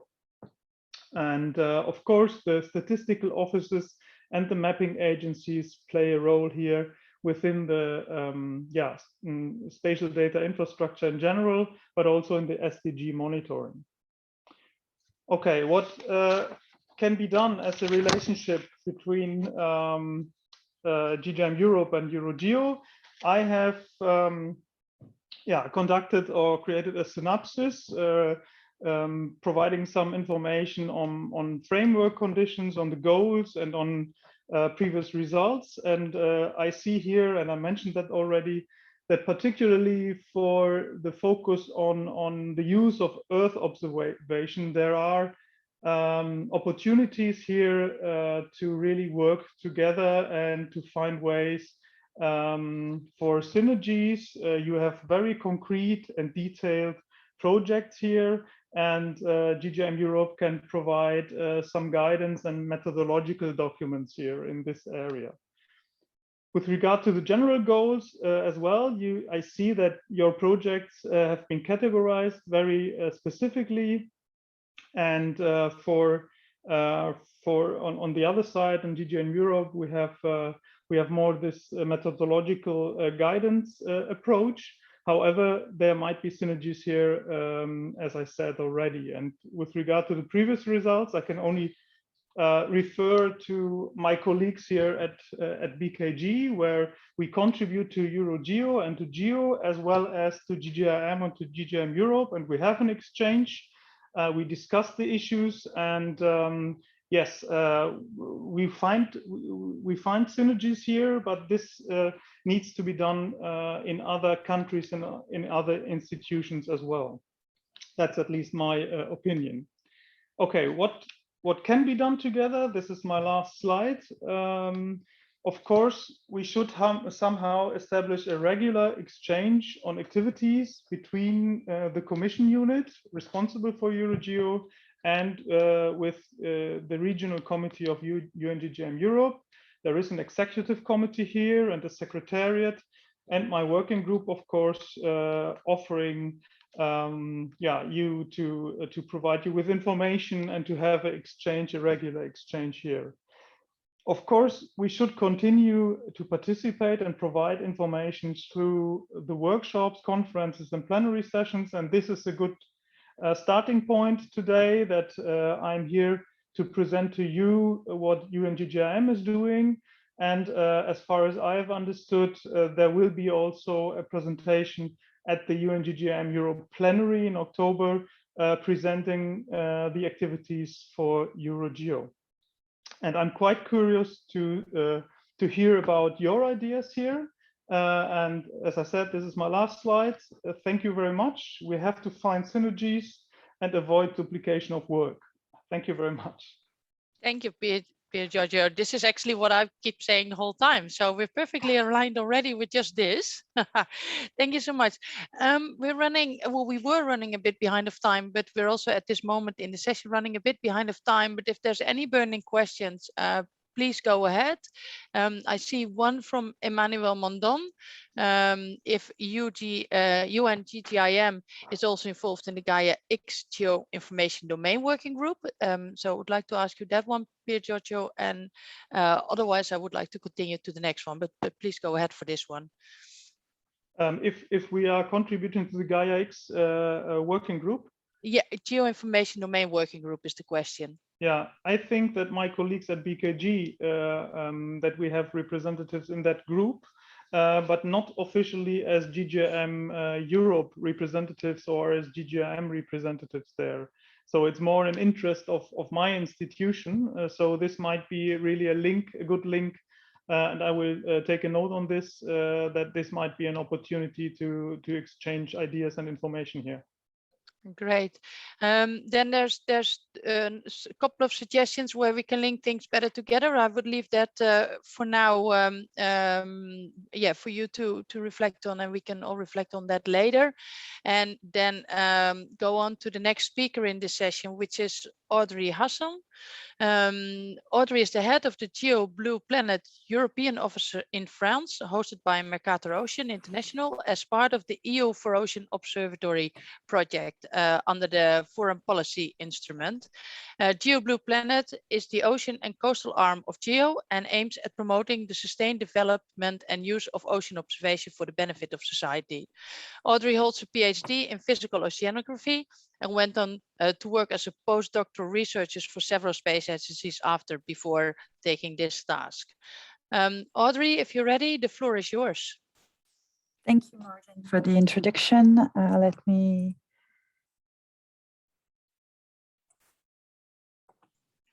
All right, does that work for you? That's perfect. Thank you so much. All right, so as Martin was saying, I'm going to be presenting today the UN Decade of Ocean Sciences for Sustainable Development. That's its full name, and the Geo Blue Planet initiative that I chair the European office since November 2021. No, 2020. So first of all, the UN Decade of Ocean Sciences for Sustainable Development just launched in January 2021. And it's going to last until the end of the decade. And the motto of this decade is the science we need for the ocean we want.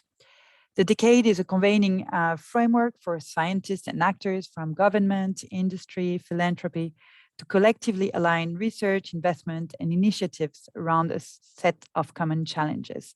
So we want to go from the ocean we have to the ocean we want. So for this, the decade has defined 7 outcomes. The first one is the clean ocean, where pollution are identified and removed. The second one is the healthy and resilient ocean, where the marine ecosystem are protected.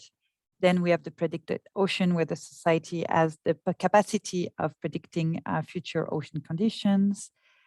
Safe oceans, where people are protected, and sustainably harvested and predictive ocean, where there is sustainable food supply, a transparent ocean where society has access to the data, information, and technology, and the last one, an inspiring and engaging ocean.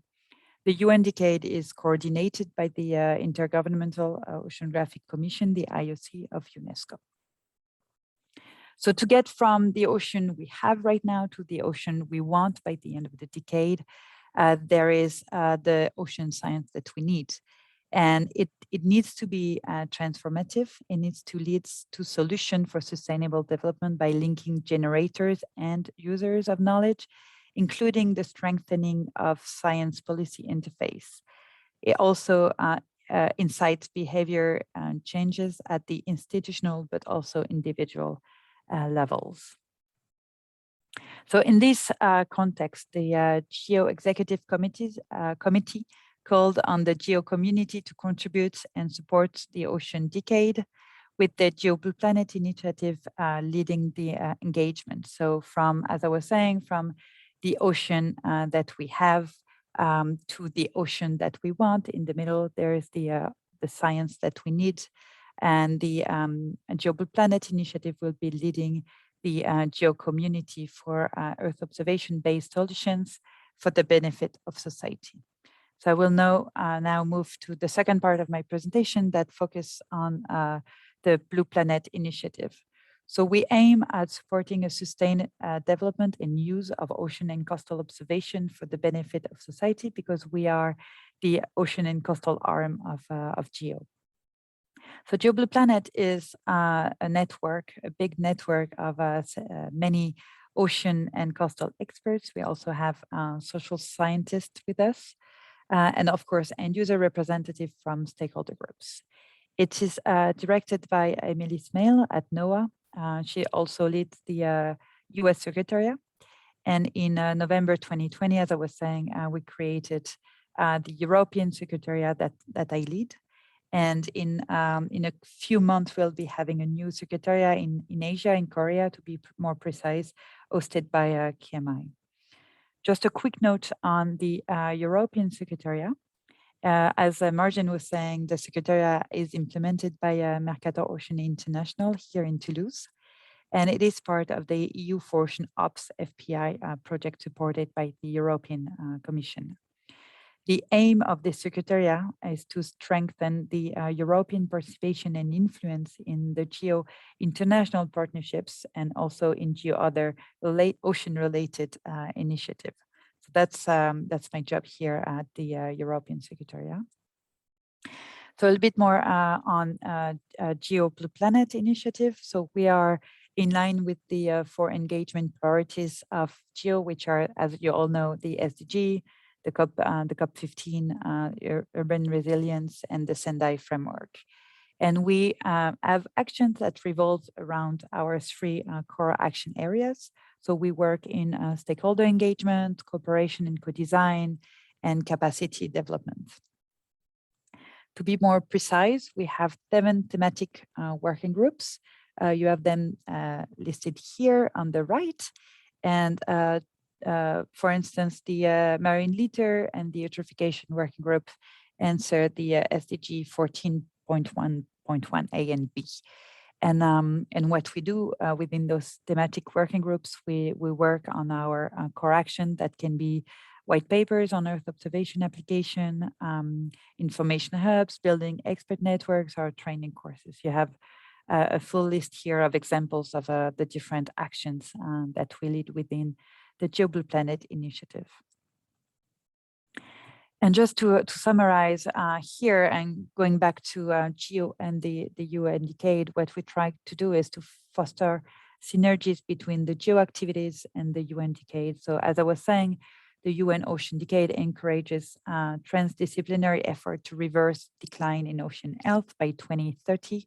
It brings together all ocean stakeholders worldwide towards the SDGs. And the decade was launched in January 2021, so we're still at the early stages of the decade, and we're in the process of organizing and implementing contributions. So this is the right moment for GEO Blue Planet to and GEO in general to contribute. GEO Blue Planet is committed to work with the GEO community to support the success of the UN Ocean Decade, and Blue Planet is engaging with the UN Decade actions that can be activities, programs, or collaborative centers on topics related to its core action areas, which are the stakeholder engagement, the cooperation, co-creation, co-design, sorry, and the last one is capacity development. And just as a very last note, you can join us at the GEO Week Ocean Climate Nexus Anchor session. And also we have a couple of side events that will be organized. So this is it. If you have any questions, please do ask them. Thank you so much, Audrey, and well kept in time. Thank you for that. Well, that helps us. If there's anybody who has a question right now, then please go ahead. We have time for 1-2 questions before I go to the next speaker. I have seen activity in the chat, but not directly related to this. Is there anybody who wants to take the floor? Okay, then if not, we assume everything has been crystal clear. So thank you, Audrey. Thank you. And then I will go on to the next speaker. And the next speaker is Michael Karcher. I should be able to pronounce it in German, but okay. That's almost correct. Yeah, almost. Ah, good.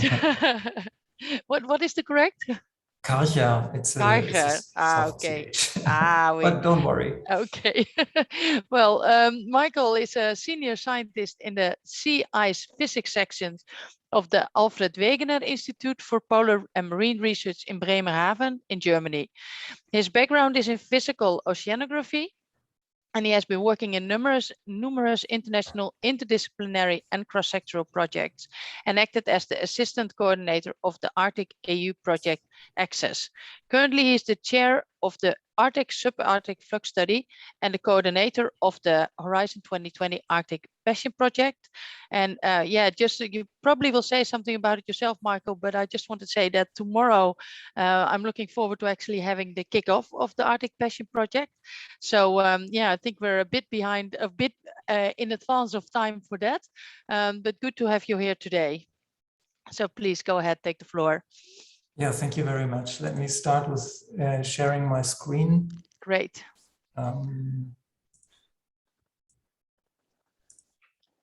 So, can you see? We see it, but it's a bit too big for the screen. Yes, that's much better. Please go ahead, Michael. It's perfect like this.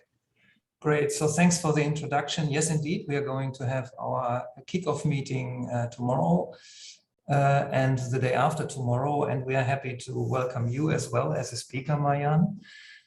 So the Arctic Passion Project started actually in July this year. Its full name already gives you an idea on what it's about. The full name is Arctic Observing System of Systems, Implementing Observations for Societal Needs. The background for this project has been nicely put into a statement by Sandy Starkweather from the Sustaining Arctic Observing Networks in a paper recently. And that is that the lack of consistent and holistic mechanisms to assess observing system priorities and link independently funded efforts across the Arctic can be viewed as a systematic shortcoming that has hindered adaptation strategies and limited funding responses for an expanded and improved Arctic observing system. And Arctic Passion has set out to improve this situation. The project is quite large. We are currently having 35 international partner organizations from 17 countries. We will soon enhance this by 3 more Asian partners. We are very proud and happy to have 8 indigenous communities as partners as well. The project will run 4 years, until summer 2025. And since I am only having the possibility to give a short introduction, for which I'm nevertheless very thankful here, please have a look at our website, arcticpassion.eu, to get more information. It's not quite fully functional yet with all the interesting information, but you can get a lot more information than I can provide now from it already. So the key objectives of our project are to co-create a coherent, integrated and sustainable pan-Arctic observing system of systems. A key element will be a meaningful collaboration with Arctic communities, indigenous peoples and indigenous organizations, and expand the monitoring capabilities through inclusion of indigenous and local knowledge. An important part is, of course, to strengthen the overall observing system, in addition to improving data interoperability and simplify access to application-ready data. Improving the monitoring has, of course, a goal, and this is to support predictions, risk assessments, information and guiding mitigation and adaptation, and of course with the final goal of supporting sustainable development in the region. Part of our activities will be consistent on an ongoing dialogue with private sector and policymakers and other rights and stakeholders in the Arctic, with a focus on the needs of people living and acting in the region. This extensive activity can, of course, only be successful if we build on existing work. And just to name a few here, we will build on the previous EU projects, INTEROSS and Kepler. INTEROSS is just in the final phase right now. Of course, we will collaborate with the EU Polar Cluster projects and international projects like the US RNA Co-ops project or the Canadian CADI and the Asian projects KOAR and ARCS. One further important collaboration area or domain is the collaboration with institutions which are relevant for this region, like the Arctic Council, EuroGEO, Copernicus, and a few others. So to give you a flavor of how we tackle this, I will just briefly introduce you into our work packages. We have grouped them into three main pillars. Pillar A is dealing with the core observing system elements and services, such as the establishment of enhanced and better integrated observations in work package 1, data issues in work package 2, model support for observing system design in work package 3, and a set of 8 pilot services in work package 4. Then pillar B will focus on societal science and decision-making support. It will contain 3 work packages. One work package 5 is on assessing societal benefits. We will have one dedicated to international cooperation and clustering, and one work package focusing on policy and decision-making. Work package 8 and 9 in pillar C then finally are the synthesizing and integration work packages and the outreach and integration. To give you a few examples from pillar A, work package 1, to extend and better integrate observations.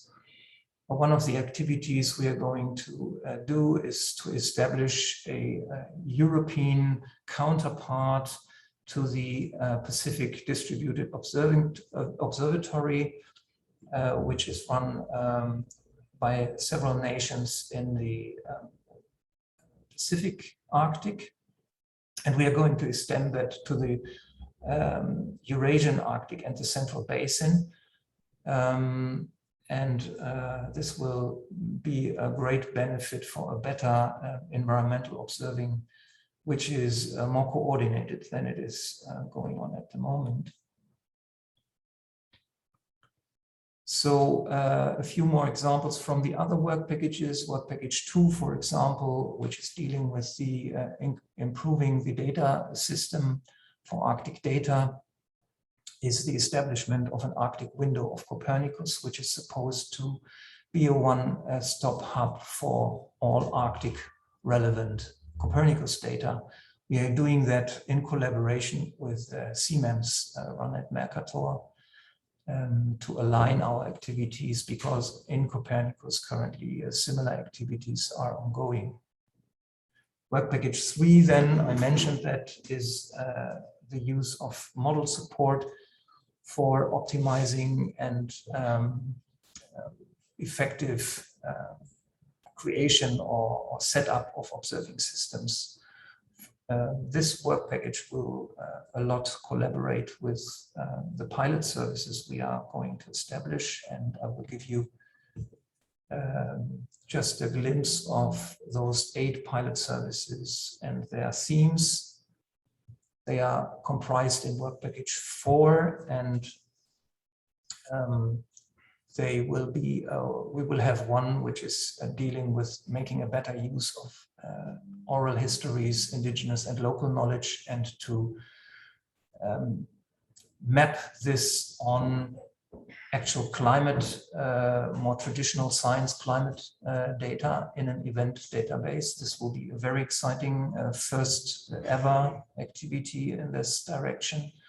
We will have one pilot service dealing with a permafrost service to improve information requirements here. There will be a state of the environment service, which will be dealing with providing the public and policymakers with long-term data of Arctic environmental, long-term Arctic environmental data.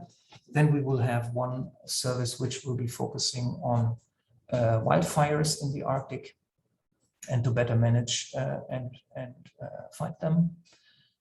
This will be connected to a local atmospheric pollutant forecast service run at GEOSS in Italy. We will have one dealing with improving safety for shipping in polar seas, and one pilot service, sorry for the background noise here, one including community-based monitoring for Arctic marine climate change with the focus on noise pollution and impacts on marine living resources. There will be also one pilot service dealing with improving lake ice mapping for climate and safety issues. So I think I'm running out of time, therefore just very quickly, work package 5, I mentioned that is on assessing societal benefits, and one of the tools we are going to use for that is the established value tree analysis. This will also be important for an activity which is run out of work package 6, and this is the identification of shared Arctic variables, which is the Arctic counterpart to essential variables like the essential climate variables or essential ocean variables used in other domains. This will be done in collaboration with SEON. And then finally, the work package 7 with the policy and decision-making report with intense interaction with the Arctic Council, the European Parliament, but also regional and local decision makers like the Arctic mayors and the Northern Forum. Well, and then finally, as I mentioned, the synthesizing and of course the communication and engagement activities. Thank you very much. Thank you so much, Michael. And yeah, Miko already said it in the chat, and I noticed it, and I think more people noticed it, that exactly when you mentioned noise pollution, you had noise pollution, so well orchestrated there. Thanks, perfectly yeah. done. Yeah. It was difficult to orchestrate that exactly this time. Thanks. I don't know if apologies for that. I don't know if it will consider as eligible cost, but you have to talk to Isabella about that. But anyway, I have two questions for you already in the chat, Michael. So one is how Arctic Passion is planning to contribute to the Arctic GEOSS CA in the GEO work program and collaborate with the GEOCRE, which is currently sleeping, GEOCRE network. And any reflections on that for now, Michael? Because I know you have just started, so this might be a better question for later, but would you have anything to say on that already now? Please do.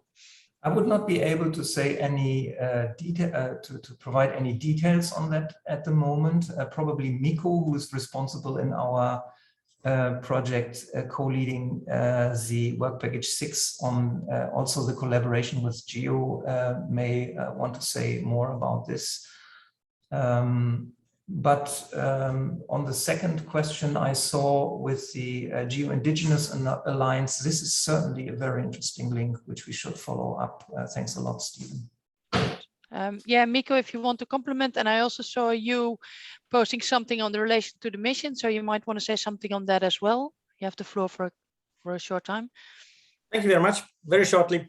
So Arctic GEOSS, we try to make it a GEO initiative. So we will kind of try to bring all the good stuff that Arctic Passion has to the Arctic GEOSS. But as you saw that we have also all those links to the North Americans, to the Asians and even Russians. So we try really to help in GEO, the Arctic GEOSS, to be a much more significant thing than maybe in the past. And the Cold Regions Initiative network is as equally welcomed, and we want to try to help that to also catch more fire and do more. And for missions, now I can't remember what that question was. But you put something in the chat yourself, saying the way the GEO mission Linga for Arctic Passion. Okay, yeah, that part. Yeah. I just noticed that and this is really not intended, but Michael pretty nicely puts those pillars in the really nice strategy talk that we had, that GEO will advocate, engage, and deliver. And you could really nicely put those 3 pillars that we are exactly in that way, kind of sculpturing our work. And so we will deliver in the end. Thank you very much. Great, thank you for that contribution, Miko. Then, Michael, I have one other question for you at this time, and that's from Emmanuel, whether Arctic Passion Work Package 2 will leverage ESA TAP Polar, the thematic expedition platform. Yeah, we will certainly link up with ESA. We are participating in the ESA Polar Cluster, Polar Science Cluster as well.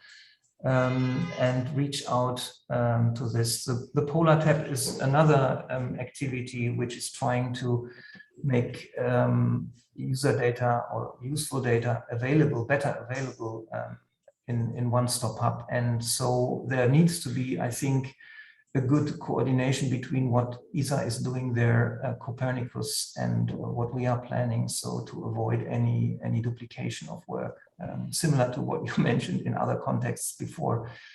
And yeah, certainly there's room for good parallel developments being not superfluous. So yeah. So we will definitely reach out to them. Thanks, Emmanuel, for this question.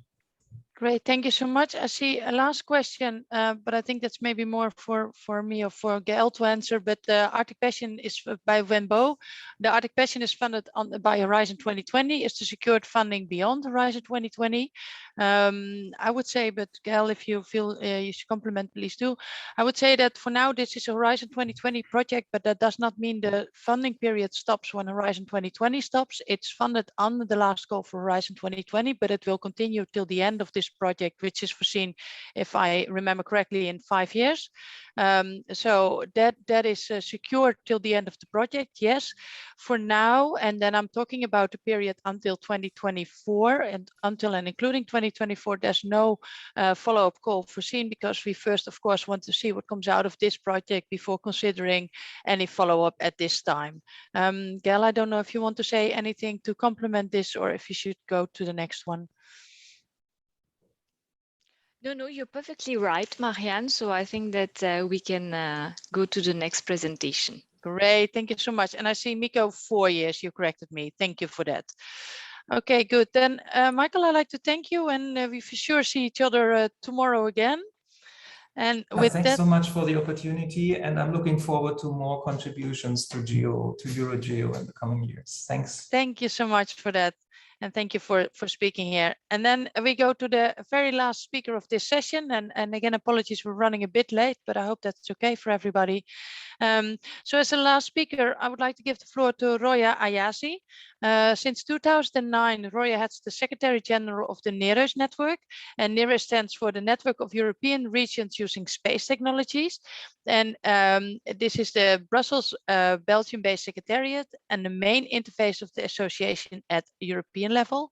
Advocating the concerns of the European regions, she followed in the past 10 years the major space legislative procedures with impact for the downstream sector, and established the network as a reference for regional user community and interlocutor at EU level.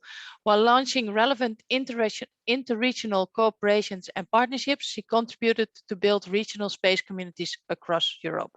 And being trained as a German lawyer, Roya held for more than 20 years position in European and governmental affairs within Brussels. And with that, Roya, I would like to give you the floor. Yes, good morning. Thank you for the invite.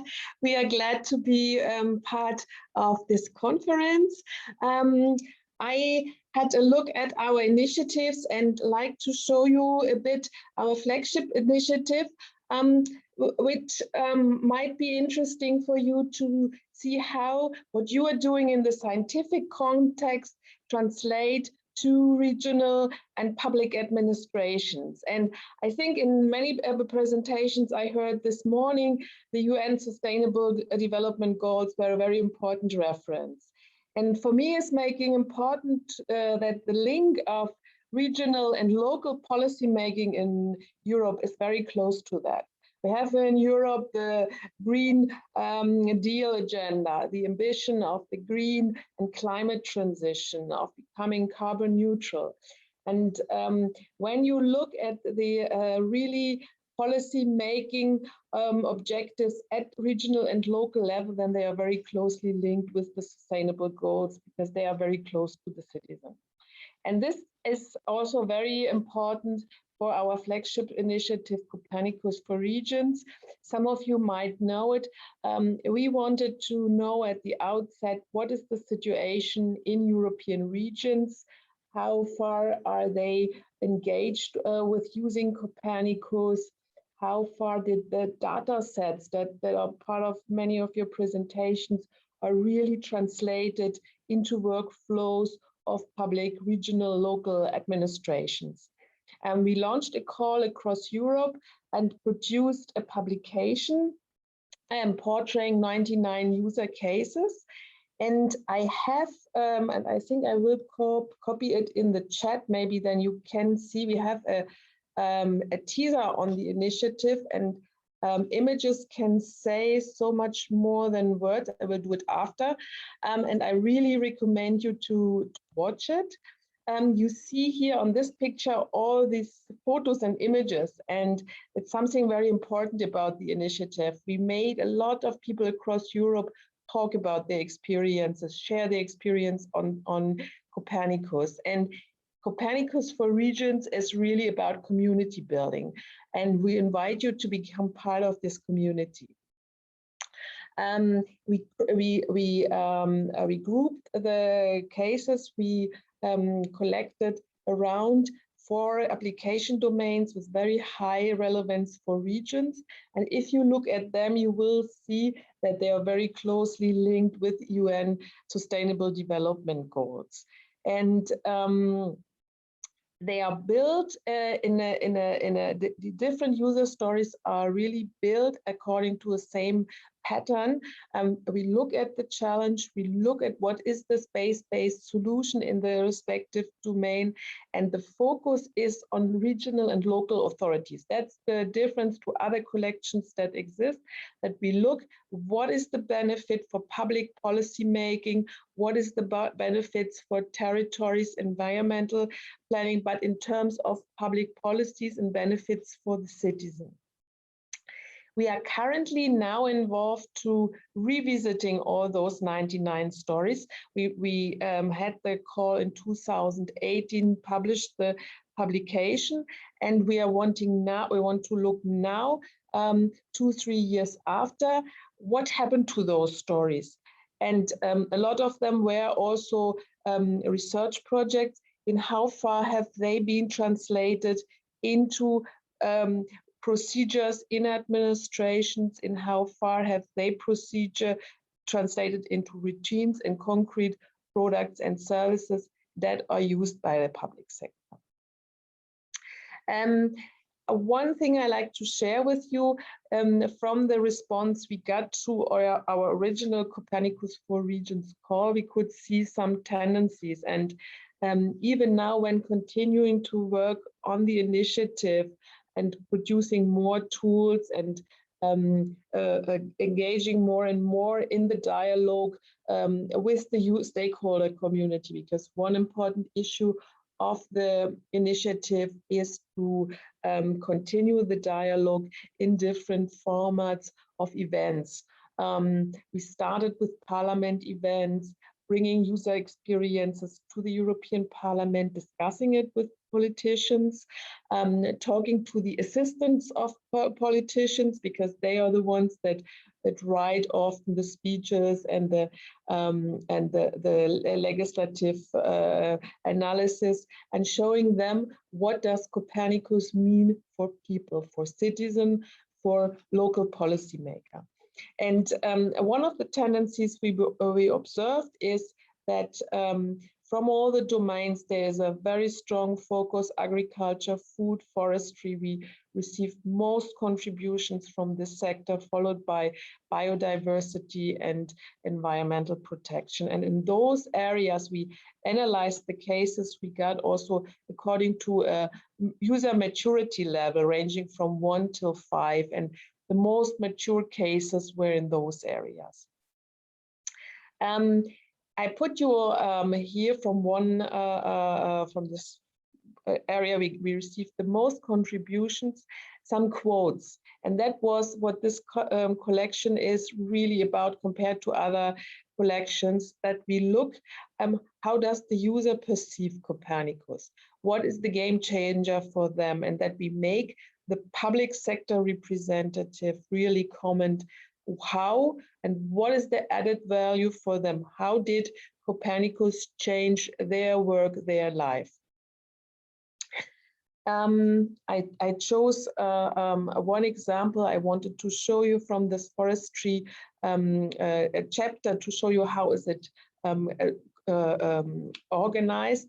And it looks really like what was the system before, how did, here it is about an example from afforestation monitoring, how did the department do it before, what did Copernicus change, what more information could they gain, what better information could they gain, how more precise could they do their work. And here, with the help of Copernicus, the monitoring and the identification of forest areas can be done much more precise, and it can be avoided that forest areas are overlooked or considered too small than they actually are with the help of Sentinel-2 data.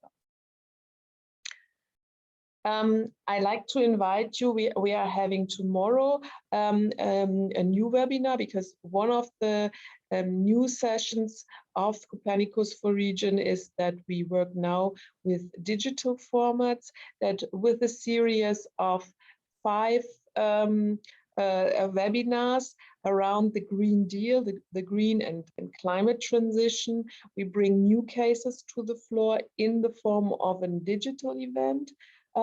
To address new user communities and debate it also with regional and European politicians. All the information is on our website, and everybody, regardless our members or regional representatives, everybody is invited to join.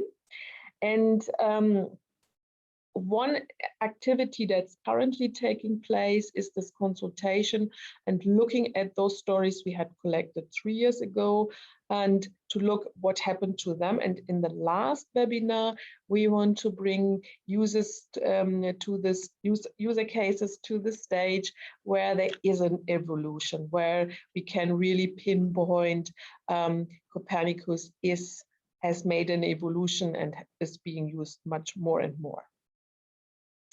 I like to share one more information with you. Nereus is part of a photo exhibition, Space for Our Planet, where with the help of 17 photo portraits about 17 women, boys, girls, men, we show portraits, we showcases how different space technologies help to address sustainable development goals.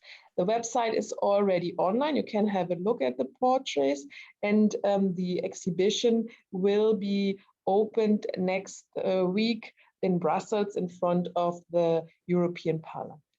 One more minute, Roya. With this, I'm actually at the end. With Perfect. this, I like to thank you. And maybe one last slide. We are about bringing Copernicus to regional ecosystems. And with this, I like to thank you. Thank you, Roya. And I see there's one question coming in now from Martijn, where he can find the identified projects in 2018, which will be followed up this year. Can you repeat? I didn't understand the question. Martijn is asking where he can find the identified projects in 2018, which will be followed up this year. all 99, we will address all 99 author teams that contributed stories to the publication. We will consult them. We have like something like an online questionnaire, and we received so far something like 30 responses. And it depends who, it's again, like what is really important about the Copernicus for Regions collection and why it's special like any other collection, because it's a work of volunteers.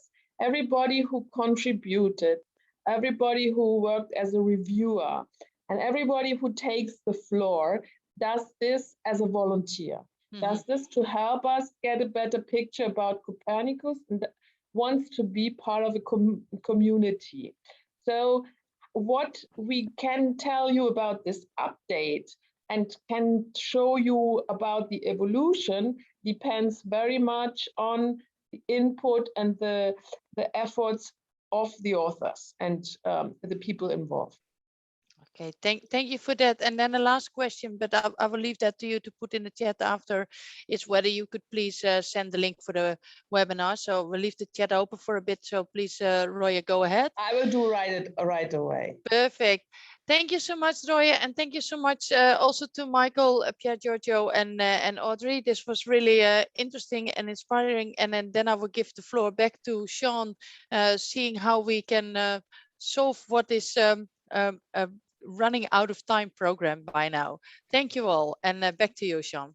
Thank you, Marianne, and thank you to all the presenters that kindly accept to present their activities. And I think it goes very well with the discussion we wanted to have now, but unfortunately we are indeed running out of time. Our idea was to discuss about identifying new opportunities and areas to explore.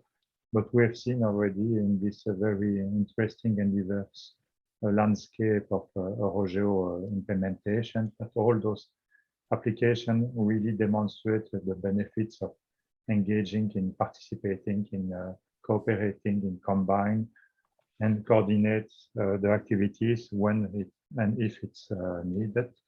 And before announcing what we will discuss tomorrow in the last session of our workshop, I want to give the floor to Thierry, if you want as well to share with us some conclusions from this the session of today. Thierry? Thank you, Jean. I was really impressed by the series of presentations we had this morning.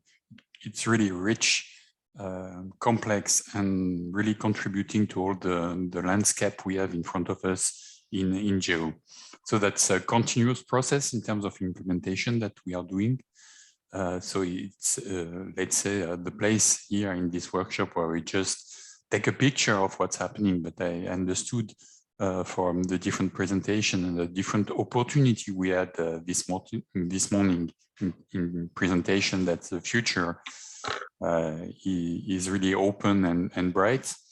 And so I would like to add to this that we have an analysis to do in what we have this morning, and also to discuss on how to bring the people in the implementation plan of EuroGEO, and that will be the full discussion of tomorrow. And of course, I would like to send a message to all the community that you are more than welcome to contribute to EuroGEO and to GEO. And hopefully you are doing, and your engagement is clear. And that's the need we have to follow up on this. Thanks a lot. Thank you, Thierry. Before announcing the program for tomorrow, is there anybody that wants to take the floor or pass the message? We don't see in the chat, nothing. If not, let me announce what we have cooked for you tomorrow. We will focus indeed on the EuroGEO evolution, and I think that the presentation of today are providing an excellent material to reflect and to pursue in this direction. For example, of I really like this idea of the example, for example, of the Arctic Fashion Project, that is a research and innovation project funded by our Horizon program, but that is complemented by an activity that trigger the emergence of a business application like this hackathon that will be launched later this year. So bringing and putting together the results and the outcomes of the research projects to bring actionable solution directly usable, touching new communities, being regional or being new thematic communities like the UNGGIM, with whom we were not very familiar so far, at least in Europe, to work with. This is where I want EuroGEO to be able to go. So for tomorrow, you will see that we will discuss the state of play of EuroGEO and its plan evolution, looking as well at a new initiative from the European Commission that could help us to make EuroGEO evolving like the knowledge center on Earth observation. Important as well, and it's very much pushed by the midterm evaluation report of GEO, the need and the benefits of linking better EuroGEO to the other regional initiative. And we will have a very interesting panel chaired by Marianne with representatives from the different regional GEO, but still important because at the end this is the mechanism we use to have a role and to have a say in GEO. How can we better link all those initiatives with the GEO work program, and what are the steps needed to adapt the tools and the infrastructure components of GEO, GEOSS, and maybe EuroGEOSS at the European level? How can we make sure that those infrastructure are really addressing the needs of our community? And all this makes me just closing and apologize, first of all, being just 13 minutes later than the end of the session. And I wish you an excellent rest of the day and look forward to see you once more tomorrow afternoon at 1:30. Thank you and good afternoon. Goodbye.